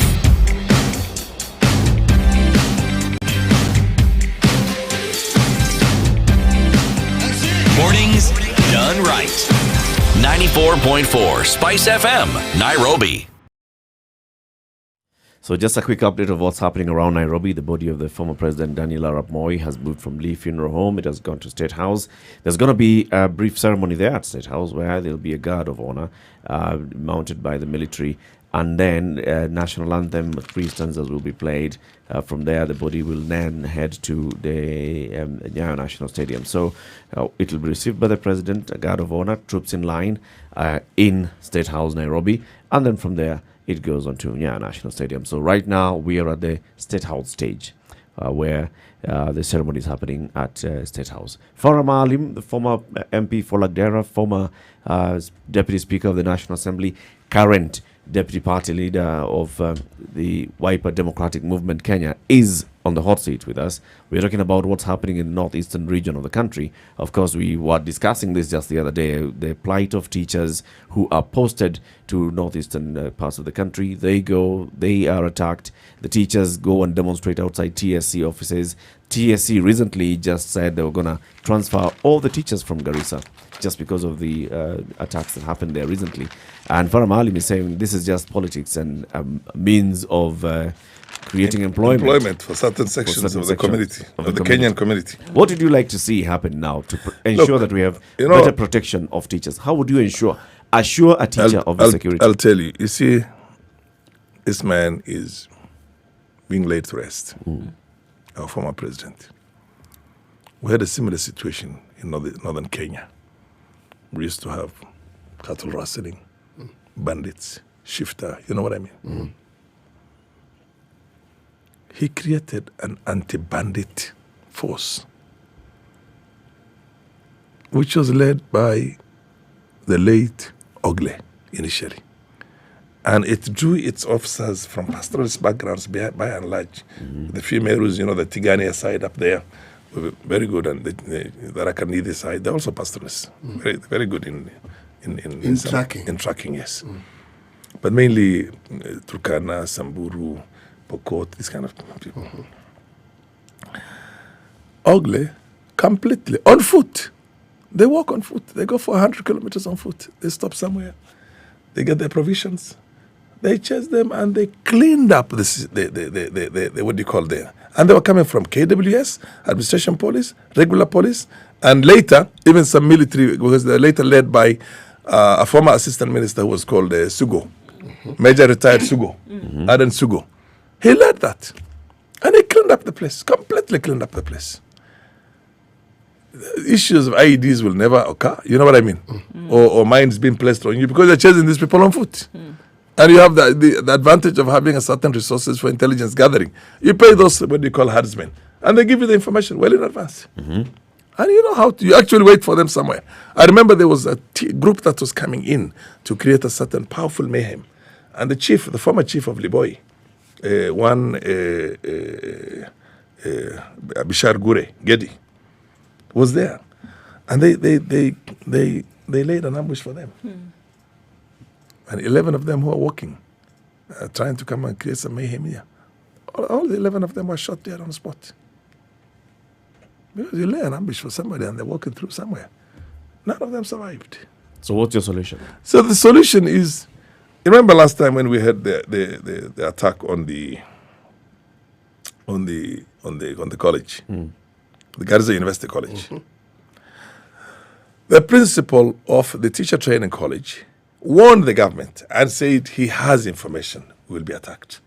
So he, like 6-7 times, he wrote. Finally, unilaterally took a decision and closed the school and told the university college, close this place. Close this place.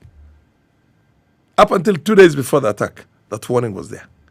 They did not even put sufficient officers to guard this. If they had put in like 5 or 6 or 10 officers or 15 officers, they put only 3 officers. At the gate. And the 3 of them, Died. one died. One was a Kalenjin boy who was very, very courageous, kept on fighting until the end. And the other 2 were injured. Fortunately, all 3 of them were pastoralists. Well, the other 2, I think, one was a Somali, the other one was probably a Turkana or something like that. And they managed to save those numbers that they saved. But for a long while, my father is an ex-serviceman. For a long while, people said, move in. We might take a small numbers of casualties with our forces, but we'll save many lives. Imagine from 5 in the morning to 6 in the evening, these guys are just shooting. Until they ran out of bullets. Until they ran out of ammunition, absolutely. What did our forces do? they ring them with tanks and everything, and it's like you go ahead and finish your job inside there. And what happened? The wreck, very, very gifted young men, very good, our wreck squad, one of the best,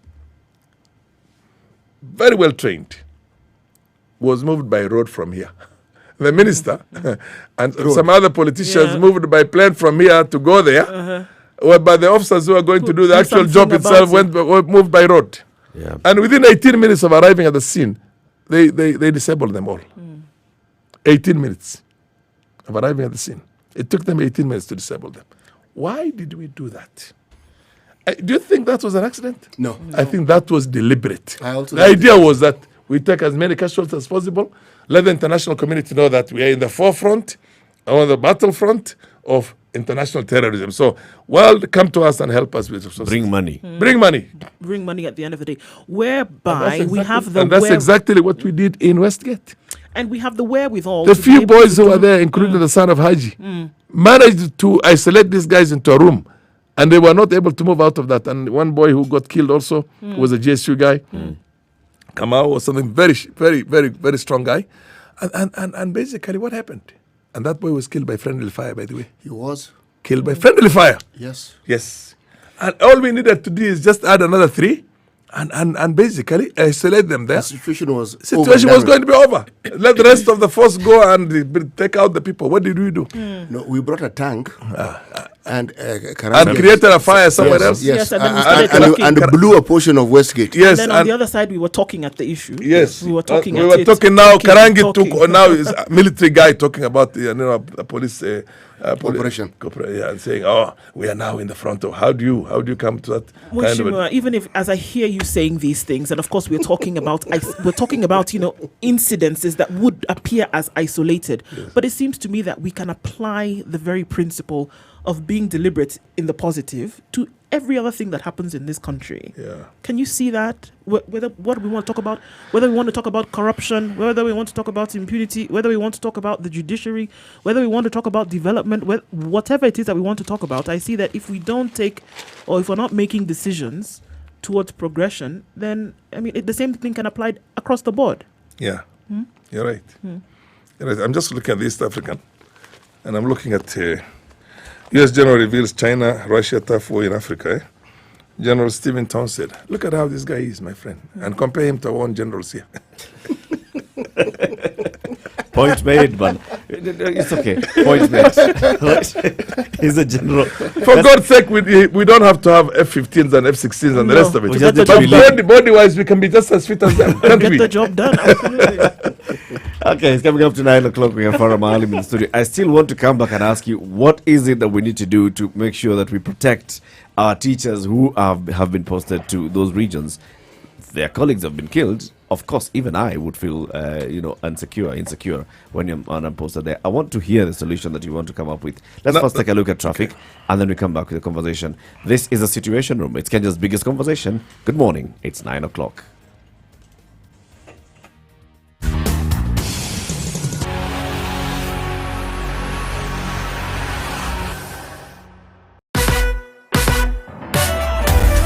Sugar and spice and everything nice. Spice FM. Spice up your life. With the ceremony Traffic. taking place at State House right now, before all roads will then lead to the Nyayo National Stadium. This means that State House Road, of course, is closed and there's no movement happening there except for any kind of pedestrian movement. No vehicular movement is happening whatsoever. Also understand that Valley Road is blocked all the way to the City Mortuary roundabout, so you're not able to use that. Of course, all the attention is focused on what is happening right at the center of things. In a short while, the motorcade will leave State House and will make its way to Nyayo National Stadium, and then we will see what happens after that. But this is what we see currently, and to change in a short bit, but nobody being allowed to access in or out of that particular area right now. We'll see what it looks like in a bit when things start to change or when the motorcade moves, and we'll keep you duly informed.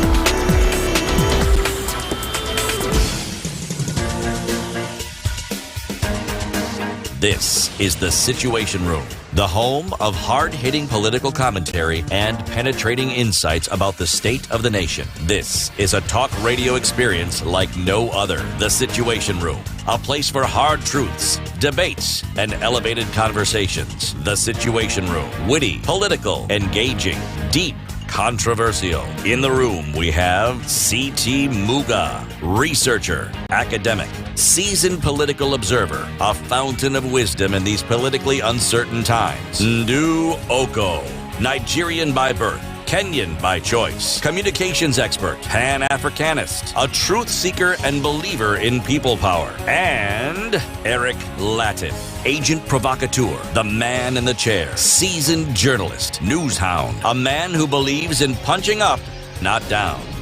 This is the Situation Room, the only way to start your day. As we continue the conversation with the Honorable Farama Alim in the studio, let's also tell you what's happening at State House, Nairobi. Well, the body of the former President Daniel Arap Moi has moved from the Lee Funeral Home and has arrived at State House, Nairobi, where the casket is to be received by the President and the Guard of Honor troops in line at State House. Now, all the way from Lee Funeral Home going to State House and also coming down from State House along Processional Way, Kenyatta Avenue into Uhuru Highway, into the slip road at Nyeri National Stadium and into Nyeri National Stadium. We have all our security officers lined up along the road, of course, wearing their ceremonial colors.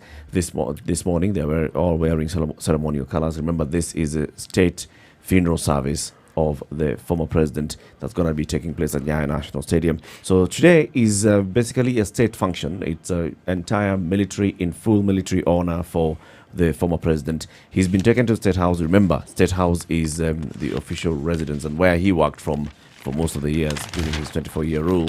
So he's been taken to State House, full honors there, and then the cortege will have a procession through to Nyeri National Stadium.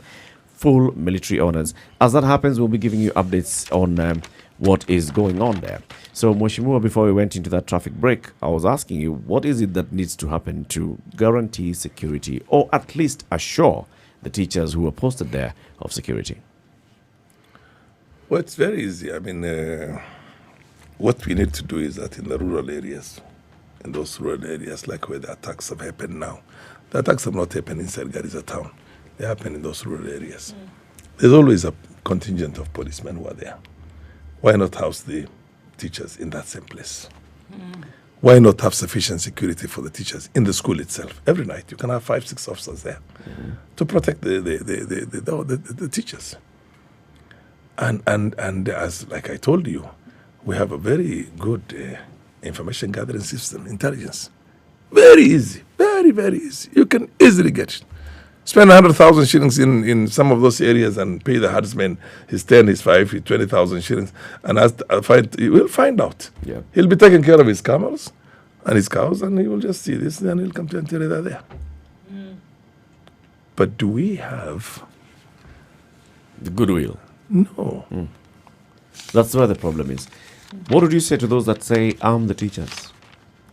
No, they can't. Why not? Well, I don't know. You're arming them, and then also it takes some training, and it's a good thing. Maybe we need to look at it. I don't think I can just tell you off the head right now. It's a good idea or it's a bad idea, because this is a man who always works with a chalk. But if you tell him while you're working with a chalk, also keep a pistol in your pocket. If you look at what countries that have probably been war-torn for the longest time and who have what you call the equivalent of a youth service, all the citizenry at some point have some paramilitary basic way of protecting themselves. Yes, they do. But that would be the best thing. But do we have that? Do we allow, for example, all the pastoralists in there to carry their own arms? If there was a fear in having students simply being taught how to march, I do not see a situation where the government will suddenly allow every pastoralist to be fully armed legally. That was what I'm trying to say, that, this debate is a very big debate. Yes. Right now, gun laws in America is a very, very powerful. It's a very emotive discussion. It's very emotive that way you can. So I don't think for a country like ours, liberalizing the possession of arms, guns, is such a good idea. Not with the situation as we have it, because yes, but then we can always look. Even if we don't want our askaris to take to take the risk, we can have a Kenya police reserve. Yes, you can, and then give them a small salary. Give If- them, if you you know, already- give them a small salary. In every small location, you in school, them one something. school, yeah, give But them 15, Mheshimiwa- 20,000 shillings a month. Mheshimiwa, Mombasa. home And guards tell- are armed. Yes, that's the point. Home guards are armed. Yeah. Why not just increase the number of home guards? I don't think we have area. that with those home guards right now. I think the KPR principle KPR is- took over that, yeah. it's all been taken away from them. Yeah, but therein lies the problem, because And then even those ones who are officially registered, they're not paid anything.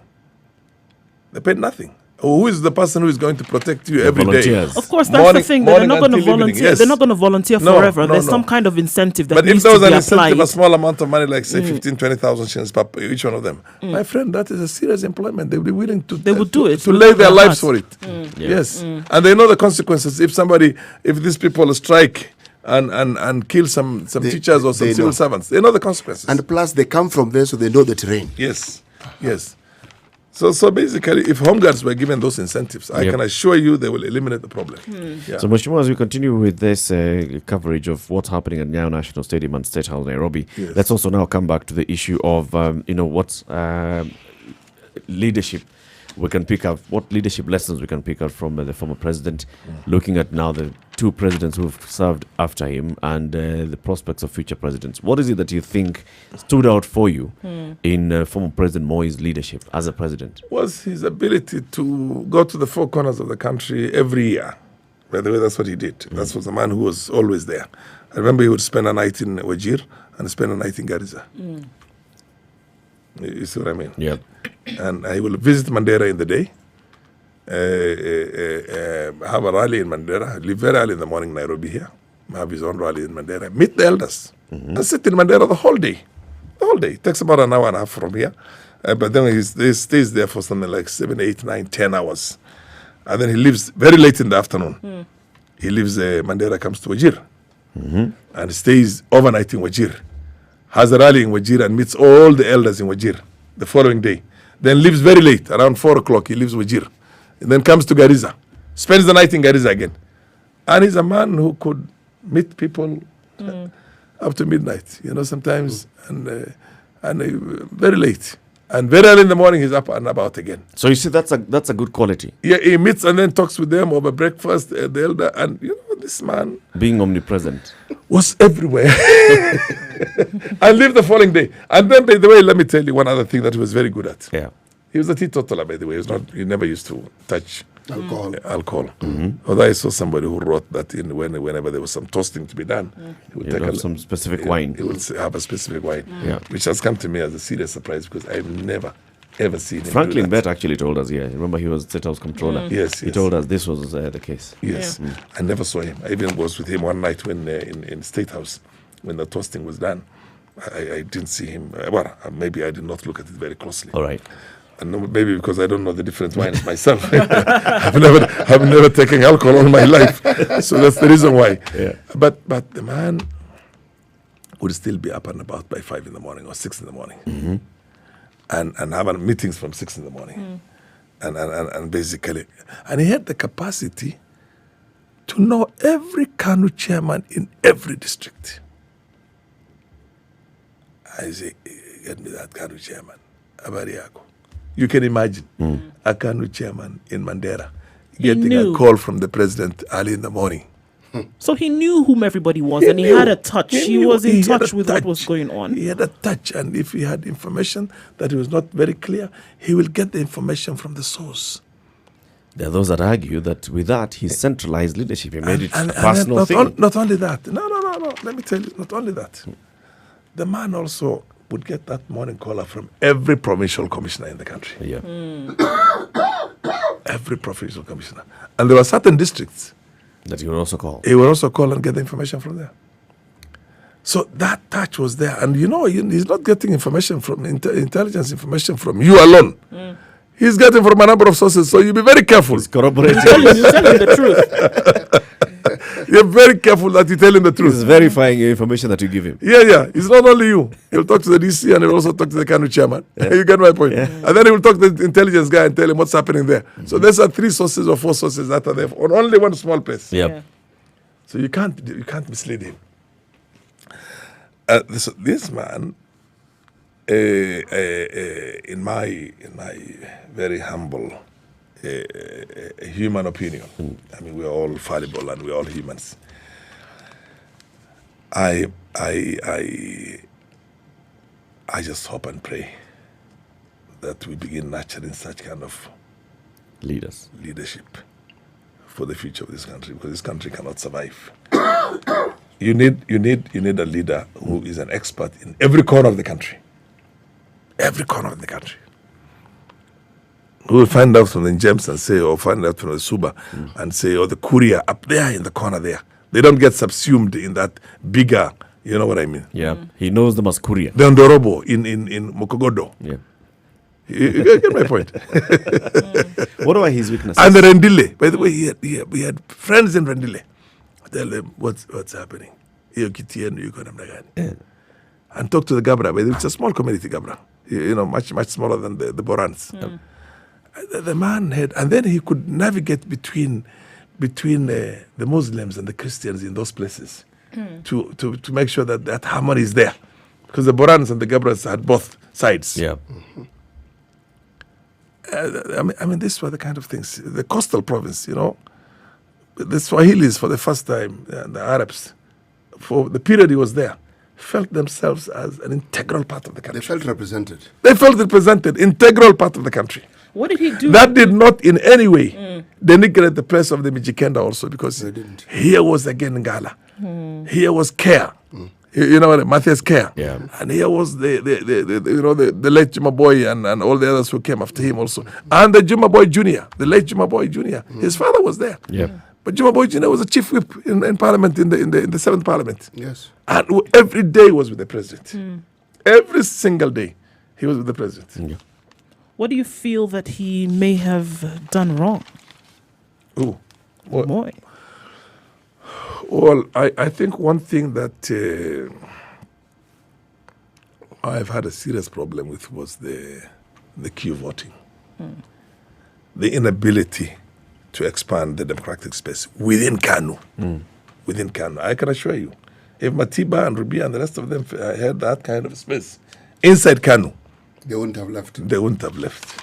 Because all of them felt a certain affinity to the party, that this is the party that brought about independence. And then they felt excluded. So basically, then you have to look for something else. So one party could have worked with the expanded... Well, as a de facto, it does not have to be de jure. It does not have to be legally. You eliminate the others. Anybody can form his own parties. Yeah. But Kanu was still going to be the most powerful party. By the way, Kanu has been ruling us now from independence until today.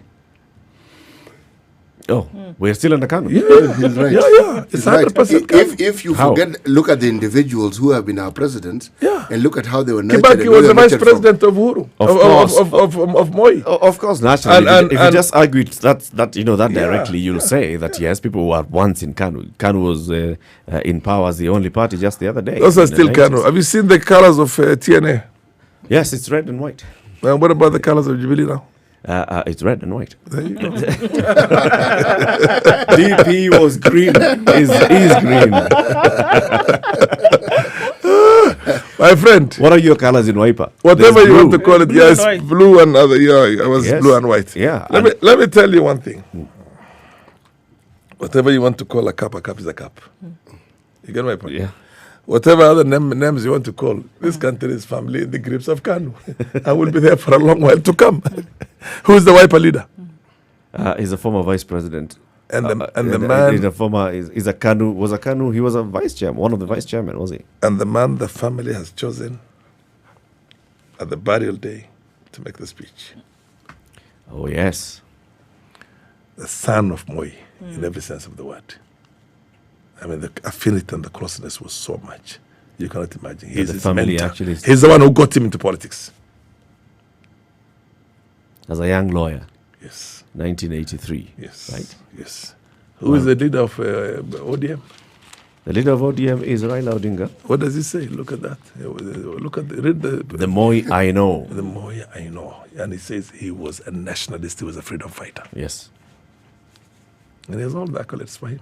I am here. So this is the Kanu. only member of parliament from northern Kenya who was not in Kanu. And all that I'm saying is all the good things about Moi. Even you Even have me. fantastic things to say. Even you are looking at it from that angle. Yes. Asante sana Farah Maalim for joining us. Of course, we'd like to invite you so we can continue our conversation. And of course, we can say that because this event is about to happen, will you be joining this? Will you be going to Nyayo Stadium? Yeah, I personally have paid my respect. I'll still go ahead and do, because this is a service, an interdenominational service, which basically is a Christian service. I'm not a Christian myself, I'm a Muslim, you know that. So I will be lost in that, and I don't think I'm going to go there. But we're basically following from the television, and we are wishing the family all the best. We are saying we use every opportunity we can get to celebrate his life. Absolutely. Celebrate his life. We would not be where we are. I'm telling you, for one thing, I can assure you, the North. I told you I came to Parliament in December of 1990, effectively 1993. And the student population from northern Kenya, the Somali student population in all our public universities, were only 65. 65. Only 65. In university? Yes. Wow. I brought an affirmative action motion through quota systems to Parliament. And the Minister for Education was Kamodo, the late Kamodo, Joseph Kamodo. Yeah. And Kamodo stood up and said, no, if you lower these grades for these pastoralist communities, and I'm talking about Turkana, Samburu, all. Rendile, Orom, Boran, all that. Yes. Tana River, Lamu, which basically is all contiguous areas. Yes, where they and the Orma there. Yes. And even the Pokomo to some extent, because Yes, they are they are. suffering the same way. And the late Joseph Kamodo said, if we lower these grades the way Farah wants us to do, then we will compromise on the academic excellence of our institutions of higher learning. That's what he said. That's what he said. And I asked him, I told him, look, Kamodo, if indeed that is what's going to happen, you never made it to the technical college. University of Nairobi was called Technical College Nairobi at the time of independence. No, he didn't. You did not even have a first division or a second division. You had Yes. something like a third division. Yes. You still ended up in Syracuse. Right. And now you are the Minister for Education. How much did you compromise the academic excellence of the Ministry of Education? If we're going to get to the nitty-gritty. Yes. And you know what? The entire Kanu side burst into laughter. And Biwot and Intimama and all of them supported me.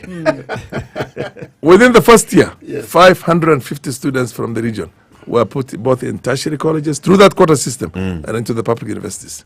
You know how many we are today in our universities? No. I was given also a special privilege by the Minister of Education through Moi's direction that every time he comes up with the students and the scholarships available, make sure you train as many Somalis as possible, as doctors and whatever. Kabisa. And we sent many out of the country. Today, you know what's the student population from the north? Tell me. 70,000. Wow. In universities. From 65, From 65 there's students. a giant leap. Massive leap. 20 minutes after 9, let's take a look at weather and then see what's happening at State House and Nyayo National Stadium. And then the conversation continues.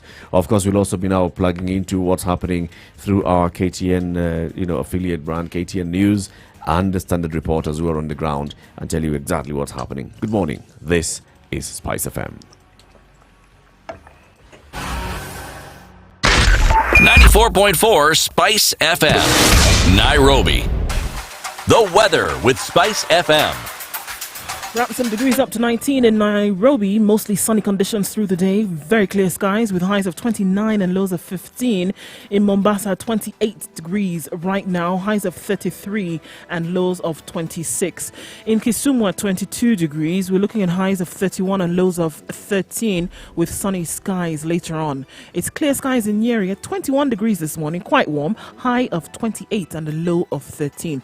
28 degrees in Malindi. And we're looking at highs of 32.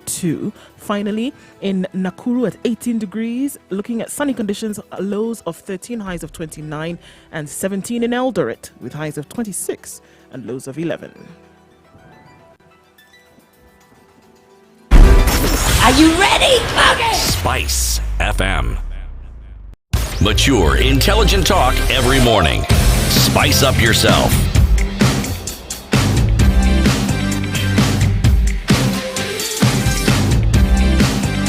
Mornings done right.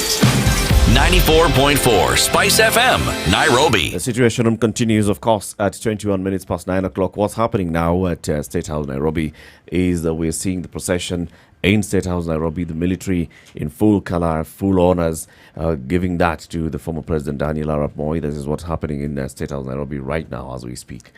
What is it that we're seeing there? Well, of course, I think the guard is escorting the body, of course, in the carriage down State House Road at this point. At some point, it's going to be released over then to the rest of the motorcade, which will then make its way down to Nyayo. I think there's a ceremony that's going to take place when they stop.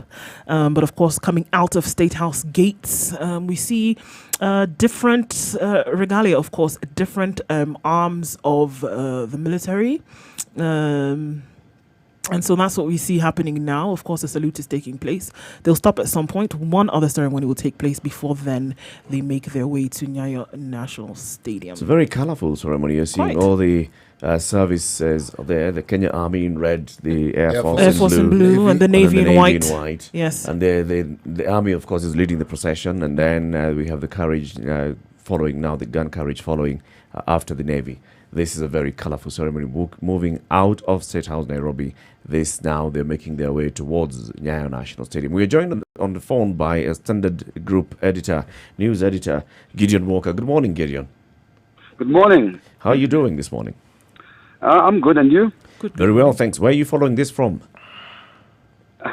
I'm actually following it from Nairobi. Right. Yeah, this is a wonderful ceremony. It's a very colorful ceremony. And as we see here, the gun carriage is the one that is coming at the tail end of this long procession of the full military honors and full military colors. Where from here now, they're heading towards Nyayo National Stadium, isn't it? Yes, that's right. So we're here also with Farah Maalim, the former Lagdera MP, who's also the Wiper Democratic Party movement deputy party leader. We're talking about, the former president and the years of the former president and what it is that we saw the former president doing. He was just telling us before we went into a short break about the affirmative action, and how he brought in that motion for affirmative action. Some leadership in KANU was opposed to it, but also the former president supported it and said, well, yes, we require this so that we can increase the number of people from those marginalized communities who are getting access to education. Yes, that's true. And I think also a lot of people don't remember that it was actually President Daniel Moi who actually opened up the airwaves. Mm-hmm. Because before, there was no independent television or independent radio. Yeah.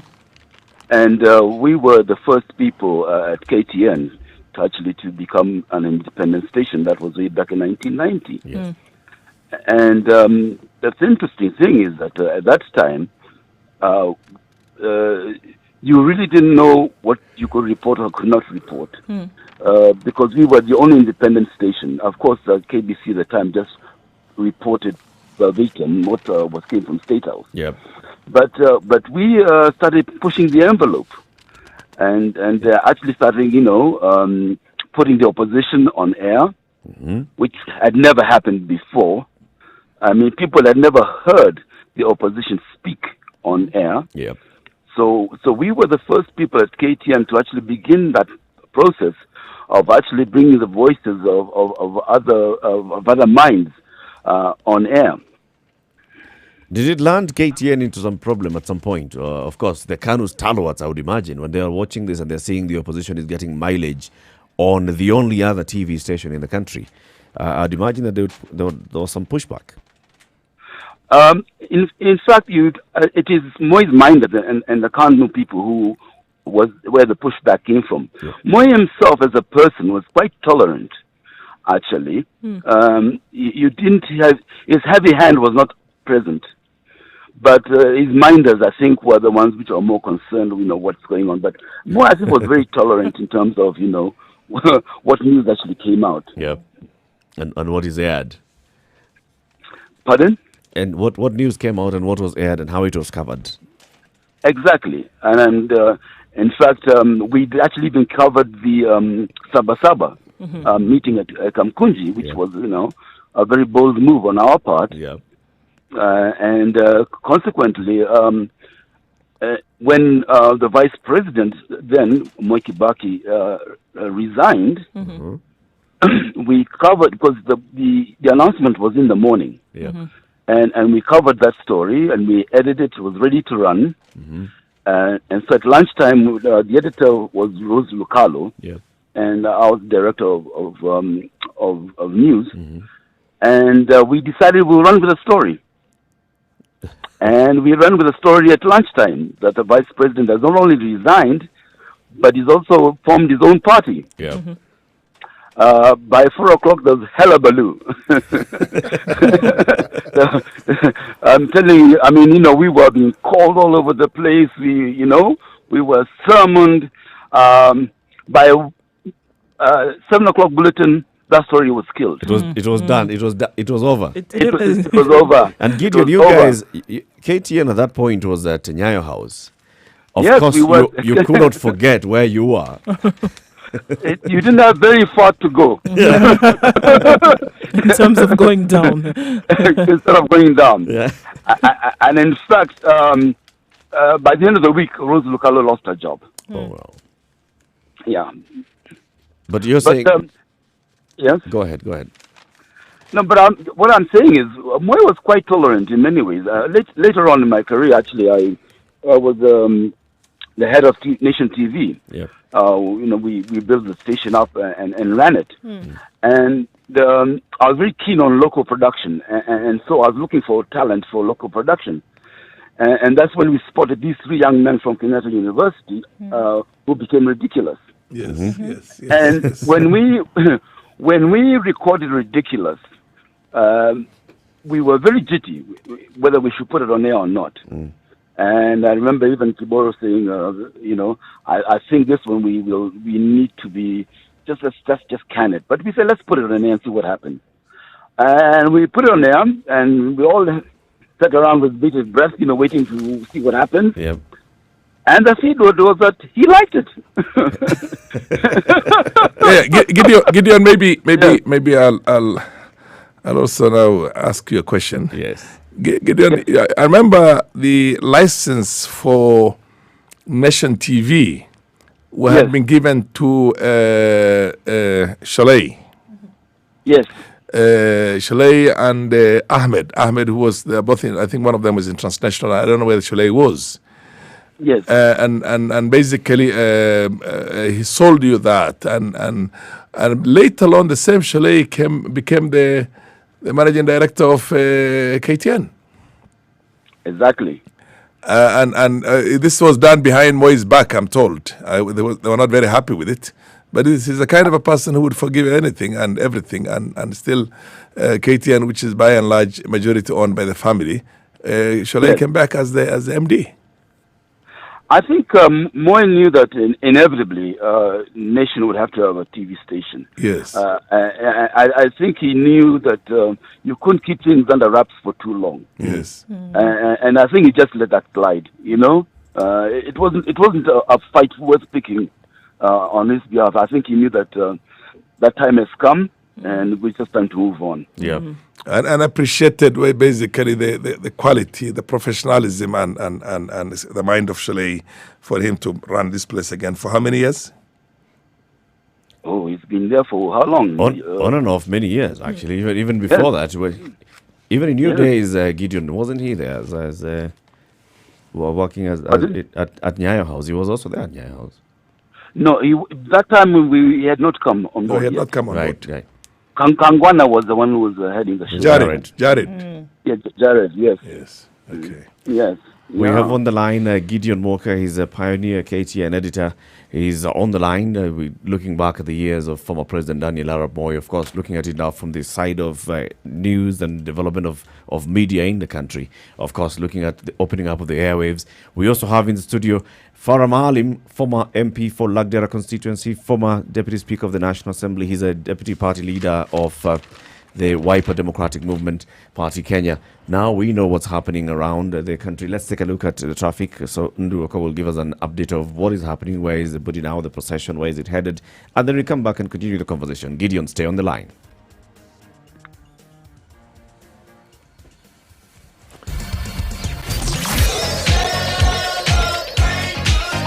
The 80s have never sounded so good. My favorite songs of the 1980s. 94.4 Spice FM, Nairobi. Traffic.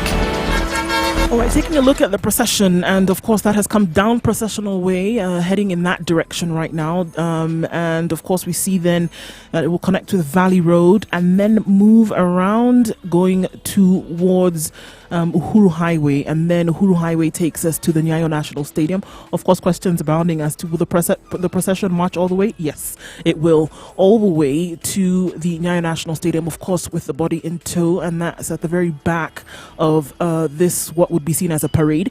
So this is what we see now as happening along those roads. So there's not going to be any movement apart from the procession.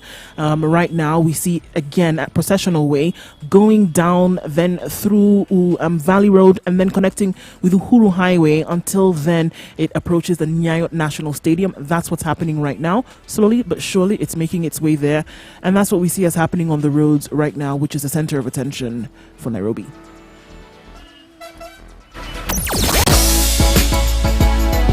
Sugar and spice and everything nice. Spice FM. Spice up your life. Mature, intelligent talk every morning. Spice up yourself. Mornings done right. 94.4 Spice FM, Nairobi. A very colorful procession happening here, going on from State House down Processional Way, going towards Nyayo National Stadium.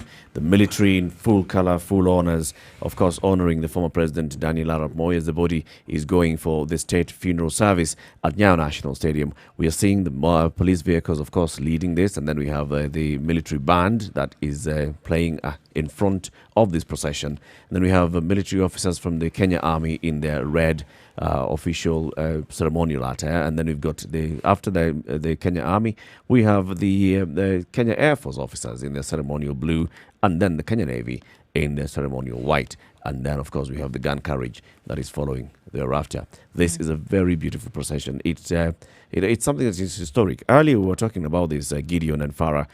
Gideon is still on the line and Farah is in the studio. We were talking about the importance of being in the moment and people watching this, and because this is a historic thing, it's something that you will remember. You'll be telling people that I witnessed this as it happened. And the somber mood, of course, as this procession is happening, is what also we can't take for granted. Gideon? Yes, I think a time like this in the history of a country is always something that to behold. Yes. There are very few times when the country comes together as one.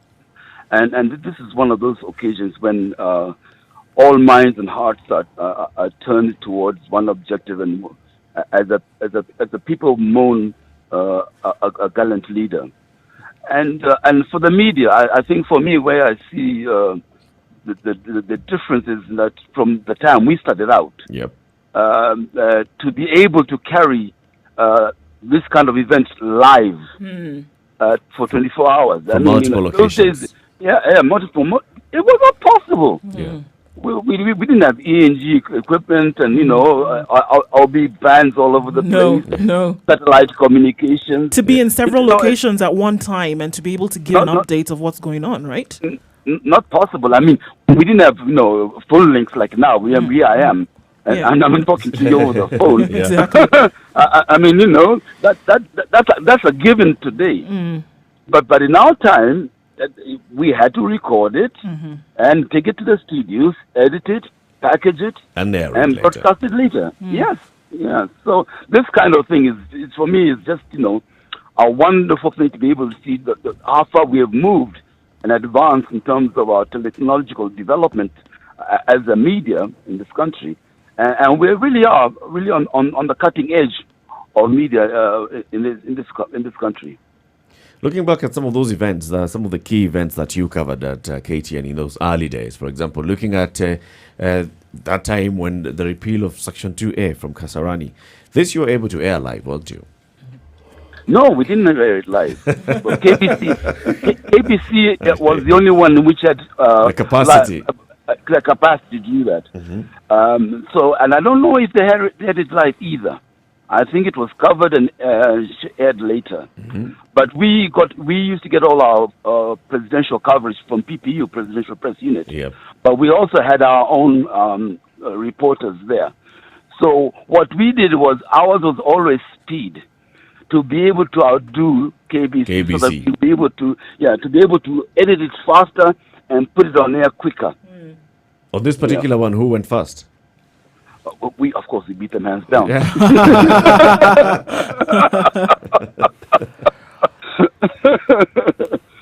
Are the memorable major events that you recall covering former President Moi? Pardon? Are the memorable major events that you can recall where you covered President Moi and the speed of course, of breaking the news of what the president has said? Well, apart from that, we also interviewed him at home, at his Cabernet Gardens home, and there is a completely different man. He's very polite. You're in his house. Yep. He treats you very well. You respectfully. You get tea and everything. You set up your cameras and he's a jolly, very jolly person to be around. Yeah. And he makes you feel very comfortable to be able, to actually record him. And then, when you're ready, you do the voice test and you tell him, okay, Your Excellency, you're now ready to proceed. Yeah. And he was very jolly. I mean, it was just a good person to be around, as a human being. So even though you are recording the head of state, he made you feel at home. Yeah. Right. Yeah. There's something that Farah Maalim, of course, told us here when he joined, that looking back at the politics of the time, and of course the onset of multi-party democracy, many political parties coming in, President Moi cautioning that these political parties are going to introduce tribalism in the country, and Farah Maalim is telling us, with hindsight, this man was right. Yes, he was, and it wasn't after that. We had the clashes, and again, covering those clashes was quite a challenge because we actually had to go on the ground. Yeah. And cover that on the ground. So it was quite challenging for an independent, small budget station to be able to do that. Indeed. Actually, let's talk about the political clashes during that time, Farah Maalim. You saw that, 1992, we saw the first major tribal clashes. And then the next election again, 1997. It was even more widespread. We've never had an election in this country since the second multi-party elections of 1992 that did not have clashes except the one of 2002. All the rest of them had clashes, one way or the other. The worst was, of course, the one of 2007, 2008, the post-election violence, which was terrible. And that's why somebody like me believes that we should never have presidential elections in this country any time in the future. Look at how divisive presidential elections is in the most powerful democracy in the world. Right. Today, look at America. And unless we change the system, Americans are seriously considering also changing the system. Because the one of Al Gore and George Bush Jr. was equally very divisive. Very divisive. Yes. And an element of rigging. Because only 500 votes that literally split. Mark the difference. Yes, but the significant thing was it was in Florida, where the governor happened to be his brother. Yes, His brother. Now, as Kenyans, we understand these things very well. We get it. We understand. Yes. It may be something new to them, but we understand exactly what was happening. We could see it. and our friend Kerry, was Kerry that? No, Al Gore. Al Gore, it was Al Gore. Al Gore won that election for all intents and purposes, but again was rigged out. Yes. So here is the most powerful. He's a Kenyan politician. The most powerful. No, Al Gore was rigged out. Yeah, Al the most Gore won the powerful. election. You remember the initial returns was that he won. Yep. Yes. But then the brother was a said recount. No. Yeah, there was And a then recount. The brother went and messed around basically with everybody, because what happens in the US, it's the states that are responsible for the elections of the presidency. Every state. It's not like an independent electoral commission that's based in Washington, the way we have the IEBC here. No. So they have this, it's all devolved. And some Kenyans are also asking for that to be devolved, which is, in my opinion, not an easy thing to do. But let me now tell you, I think if we keep on having presidential elections in this country, we'll keep on having violence in this country. So your solution is go parliamentary. Go the parliamentary, Where the we pure have parliamentary political system. parties speaking, the Yes, leader, yes. head You of go for your government. constituency, period. And then let the people decide. And then every party... You're assuming, Farah, and I think this is just and you know very well this is not what's going to be the case, that when I'm casting my vote for my MP, I am not considering who is going to be the Prime Minister. No, Of course, that is going to be the back of my mind. there are two things we will do. There is what you call the mixed member Proportional electoral representation. system. The mixed member electoral system is that you vote for your member of parliament for your constituency. Yes. But you have another vote also for the party of choice.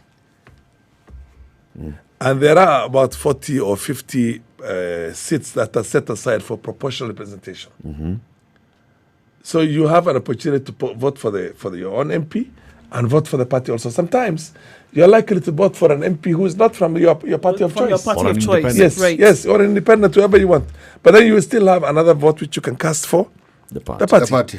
And then the parties that has the maximum numbers will have that edge over the others in terms of consolidating that with what they go through the constituencies so that they can then form the government. But the beauty of this thing is that people don't have to fight. And in any case, you as a person who aspires to become the prime minister of that country, you will want to have an influence in the four corners of the country. You will want to have members of parliament in the four corners of the country. Where I see the contest coming in. Is But at the end. if you say pure numbers, Yep. then what happens? What do you need to get pure numbers? You get the Luos, the mountain region, the Luos and the Luyas. That's already what? 27%, 11, 12%, about 60, 50 something percent. So there you go. You have a president, you have a prime minister, you can forget about the rest of the country. The way they forgot about the rest of the country in the first term of Uhuru. You see what I mean? In which they actually had an agreement, they had a pact of 50-50. 50-50. 50. So this whole country, now today, during Moi's time, you could never see a parastatal that has got more than 2 people coming from one community as board directors.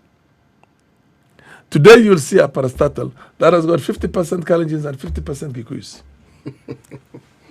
Are you getting my point? You will come to it was a nation. We were there. Every community saw itself Was there. represented. Yes. Yes, but where the Achilles heel was in the employment quota. Then you'd find what you'd argue an overrepresentation of a community being employed in that particular, I'm talking about the Moi era. You'd find certain communities whose numbers in terms of representation of employment within that department would be more than others. Even then, even at the zenith, Yes. even at that of Moi's rule, still the community that constituted the biggest number, way ahead of its own ratio in population, were the mountain people. You know that. Yes, it is true.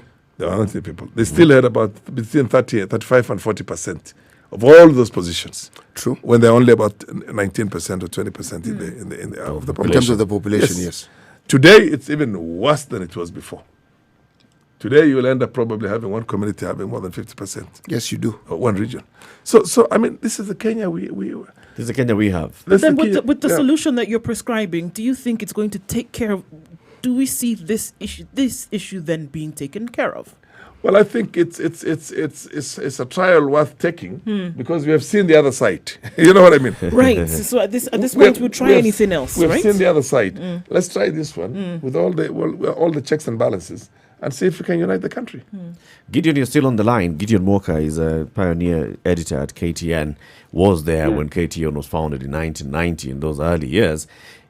You're hearing what the MP is saying, the Mheshimiwa is saying, about Yes, I am. pushing for a parliamentary system as the way that will solve this kind of issues. We no longer have kind of conflict at every electoral cycle.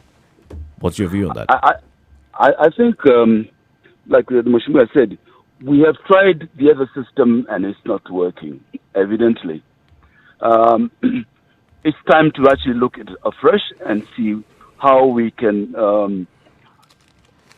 choose our leadership in this country in a manner that is has dignity, and a manner that has respect and integrity and inclusive. And so I think it's time that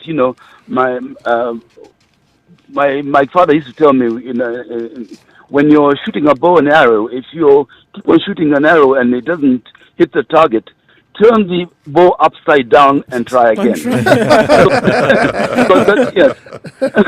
Because what you're doing is not working. Yes. So I think we need to turn this bow upside down and then try and see if we can hit the target. Yeah, I like it. I have a call on the line. This is Lydia calling in from Parklands. Lydia, good morning. Good morning, Spice FM. Thank you for this brainstorming. We've got a lot of experience in the government already over the years. Parliament can never be trusted to choose the president. They are so easily bribed in the toilet. Yep. Mata Karua, when she was in Parliament, she said, we passed this bill, but somebody has secretly altered it. This just tells you how our Parliament behaves. There's nothing trustworthy that comes from Parliament up to today. They have had so many chances to plan for the country, but they are only just planning things for themselves. They go into a room. Let me just interject in here. Parliament will not be choosing the president. We will have a parliamentary system in which every constituency will choose its own leader. And the party that has, like the Indian system, the party that has got the most numbers of MPs is the one which is going to produce the prime minister. The leader of that party is going to be the prime minister. So parliament does not choose. It's the people who choose. Then all the constituencies, all the governors do the work of a prime minister. All the MCAs do the work of a prime minister. It is full of duplications of duties. There is highway roads, there is rural roads, there is backlane roads. Again, all duplications of duties. Lydia, you don't see anything positive at all coming out of Parliament. They have already proved themselves for more than 50 years. We have seen them. We've got the experience. Thank you, Lydia. Thank you. Good point. I buy what she's saying. Remember when I asked you the same? No. I think there's need to educate Kenyans of exactly what a pure parliamentary system is. Yes. It's that misunderstanding, that inability to understand how it works. That, of course, people. I know our parliament has not been a very good parliament. I mean, too many laws were passed at the insistence of the executive. But here, there's no executive. You have a prime minister who is accountable to the people on the floor of the house. Who also comes from a constituency. You see what I mean? The president in this situation in a pure parliamentary system is purely ceremonial. Right. Very, very ceremonial. And there are cases, the UK works that way. Australia works that way. Yeah. India works that way. Israel works that way. And it eliminates the possibility of do or die. Well, even Italy. I mean, there are many countries. Yes, and in those countries, Yes. how often do we see a prime minister being changed? It's okay. We see it. For example, No, Eric, yes. Eric, Those what's are wrong which- with it being changed? With No, them being changed? not a problem. However, the method of changing prime minister in this parliament of ours, I don't trust it. Today you'll have a coalition that is working. Today you'll have a coalition that is working this way because all of you are in Jubilee. Then tomorrow you'll have Tangatanga and Kieleweka in Jubilee, and you'll kick out that prime minister. No. Purely because of selfish interests. Eric, yes, worst case scenario is what you're presenting. But remember, a parliamentary system also gives some of these smaller parties that you may not think of an opportunity to participate in this process. You know, even the German system is like that. The chancellor. Eh? Yes. Well, let me explain this to Latif. Latif, there are rules. The same way in our country right now. If there is a death in some cases, if there is a death in the presidency, if it's less than 2.5 years, then you will have to go for elections and choose a new president. But if it's more than 2.5 years, then the former president takes over. Takes over. I mean, that probably was one way in which we envisioned a manner in which if the vice president or deputy president is not such a good guy, then you have a certain stopgap. You can only be with him for a limited period of time. Not get rid of the president within the first 6 months and then you have him for 5 years. Now, you can put rules in there, in the manner in which this pure parliamentary system is going to work. But the reality of the matter is that it's only the party with the numbers that will if they decide to, you see, it's not the plenary of the House that's going to determine whether that Prime Minister has got to go home. It's the party with the numbers that has the mandate. Will sit together the way they got rid of Margaret Thatcher and replaced her with the other guy, John Majors. Yeah. That's the way they do it within the party. It's not that another party can come and influence this party and say, I'll give you the numbers, get rid of him. No. And there's no presidential elections. They're there for their period of time. They have to appeal to. The only thing that can happen is if they fail to get sufficient coalition to have the majority. Let's assume, for argument's sake, we have a party called Kieleweke or Tanga Tanga, which is there. But I have a small party myself, which has maybe 15 or 20 or 30, that gives them the age of a 50% plus one. 50% plus one. And then we form the government. And then we realize they're not meeting our aspirations. Then you can pull out of the coalition, which means they have to look for another partner. Yes. Are you getting my point? Yeah. You look for another partner again. But you're not collapsing the government. If they don't find a partner, their government collapses. If they completely don't find a governor, partner, then we go for an election. Mandate for elections, which is okay. This is a situation room. It's 8 minutes to 10 o'clock. Of course, we're also following what's happening. The procession has left State House. It's on its way to Nyayo National Stadium. Full military honors for the former President Daniel Arap Moi. The cortege has actually left State House. The full military procession on foot marching from State House towards Nyayo National Stadium. Where are they now, Ndu? Well, right now, just approaching the roundabout. The stadium, is it? No. Just the Uhuru Highway roundabout, not the National Stadium roundabout. So then, of course, approaching the greater Uhuru Highway, just past the junction of Parliament. Just past the junction of Uhuru Park, the last square there. So then now crossing over to that roundabout. So moving on up the hill there. Up Haile Selassie now towards. Still the Greater Uhuru Highway. Railways Bridge. Yes, there you go. So then in about, 500 meters or so, they will be at the junction or the roundabout of Aerodrome Road. All right, and we have in the studio with us Farah Maalim, the Deputy Party Leader of White Power Democratic Movement, also former Deputy Speaker of the National Assembly. On the line is Gideon Walker. He's a pioneer KTN news editor. He's also on the line. Of course, we are following up what's happening and discussing the legacy of former President Daniel Arap Moi. Good morning.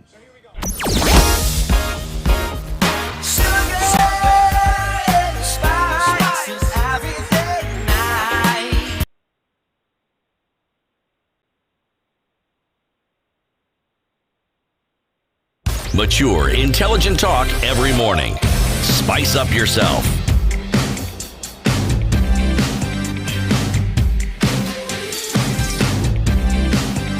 Mornings done right. 94.4 Spice FM, Nairobi. The conversation continues. Gideon Walker is on the line. Gideon, you can see what's happening now. The procession is going up the railways bridge. Yes, I go ahead. Yes, and of course they're expecting now to get off to the Bunyala Road roundabout shortly and then get into Nyayo National Stadium through Aerodrome Road. Yes, I think the coverage is up. It's, like I said before, it's absolutely top notch, and I think that everybody around the country, wherever they are, they're glued to their sets. It's like I said, it's one of those once in a lifetime things that happens. Yes, and whatever your political persuasion is at this time, people are really looking at, Africans, we do appreciate age, and it's when somebody dies at a mature age, we put away our petty little differences and respect the man or the person. Yeah. And I think that's what is happening to this country at this particular time. I think we'll put away our petty differences for a while and give President Moi the honor he deserves as a person who has led this country for many years. Indeed. Joining us from Nakuru is Zachary. Zachary, good morning.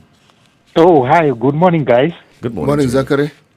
I congratulate you for the good work you are doing. Asante sana. Thanks, Zachary. Let me also commend the speakers that we have. this is bringing people together, you know. Yes. Yes. I also, in particular, called to congratulate our studio guest, Mr. Fala Maalim. Thank I you. like his Thank you. eloquence. Thank you. I like his eloquence. Yep. And the way he is articulating security matters about Northeastern. And I 100% agree with him that what we need to actually contain the insecurity in Northeastern is not that might. You know, it is going to be actually or basically fought by intelligence. You know? Yes, yes, yes. And I agree with him 100%. Thank you. That intelligence is what you need to, you know, to take those guys who know that terrain, take those guys who know this is the person who thinks this way, this is the person who is this, the attacks, you know. Yep. And those people, the residents there know who is who, you know. So I wish somebody senior in government has heard that guy talk. They do listen. They've heard him. Definitely, let them call him and probably get more from him on how they can approach. Okay? Yeah. Yeah. Thank you very much, Zachary. Thank you, guys. Thank you, Zachary. Thanks, Zachary. All the best. Thank you. Where's the procession now, Undu? Yeah, of course, still on Uhuru Highway, getting up the railways bridge right now, and then we're probably looking again right now at about 400 meters to the roundabout. Then takes us towards Aerodrome Road now, which will now then see them get into I think is what is called the East Gate of Nyayo National Stadium, where they will now enter and begin the ceremonies thereafter. All right. Yep. Coming up to the end of the show, we'd like to thank you very much, Farah Mahaling, for joining us. And of course, we'd like to invite you again, because this issue of especially development and security in the northeastern region is something that needs to be discussed. Issues of, we've seen, and you've told us that you attended meetings with the senior security officers and of course led by Matiang'i himself. And stuff that was discussed on what needs to be done to secure the region. This is a conversation that must happen. You know, the one thing I want to say before we close. Yes.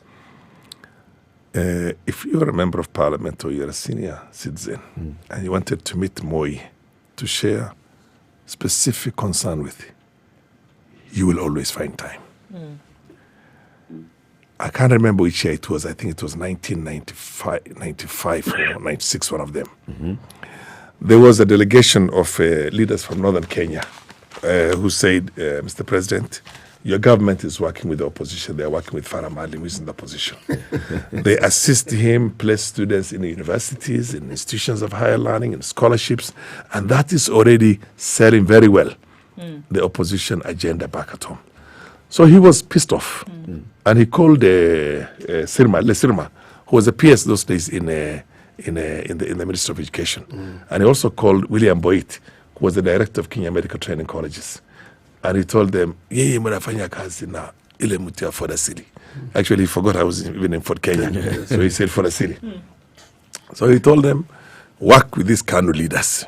But he told them, you leaders, make sure these children get the opportunities. We stayed until the time when the admissions were being made in these institutions, particularly medical training colleges, and I went to William Boit. Boit told me, don't come near me. You're going to cost me my job. I've already been warned. And he said, so I left him.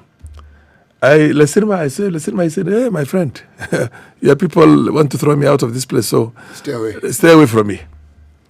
Then I approached the late Kipkalia Kones, and I told him exactly what happened. Kipkalia called Boit and told him, how many young boys and girls from northern Kenya have you been brought by the so-called leaders from Northeastern Province? He said, only one child. Where we used to take about 350, 400. He said, only one child who is going to do a certificate course in plaster technology. And what happened? He said, Farah is the one who used to go all over the province and bring us these students and push for this always, but we have been warned not to deal with him. Kipkalia Kones was another patriot who was courageous, the only Kalenjin who could stand up to Moi and tell him, this is wrong, along with, of course, Biwot. So he said, wewe umekataa kuongea na mzee. You see now what's happening, your people are suffering. I said, sijakataa kuongea na yeye. He said, can we go and meet him? I said, yes. He called him in my presence. And mzee said, bring him tomorrow in the morning, 6 o'clock. 6 mimi nilikuwa pale kwenye mlango. Nikaenda kukaa na yeye. And Kipkali Akones explained everything. The mzee got so pissed off. He almost dropped his rungu.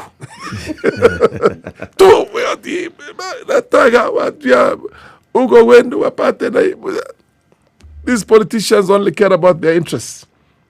So he told him, call Boit.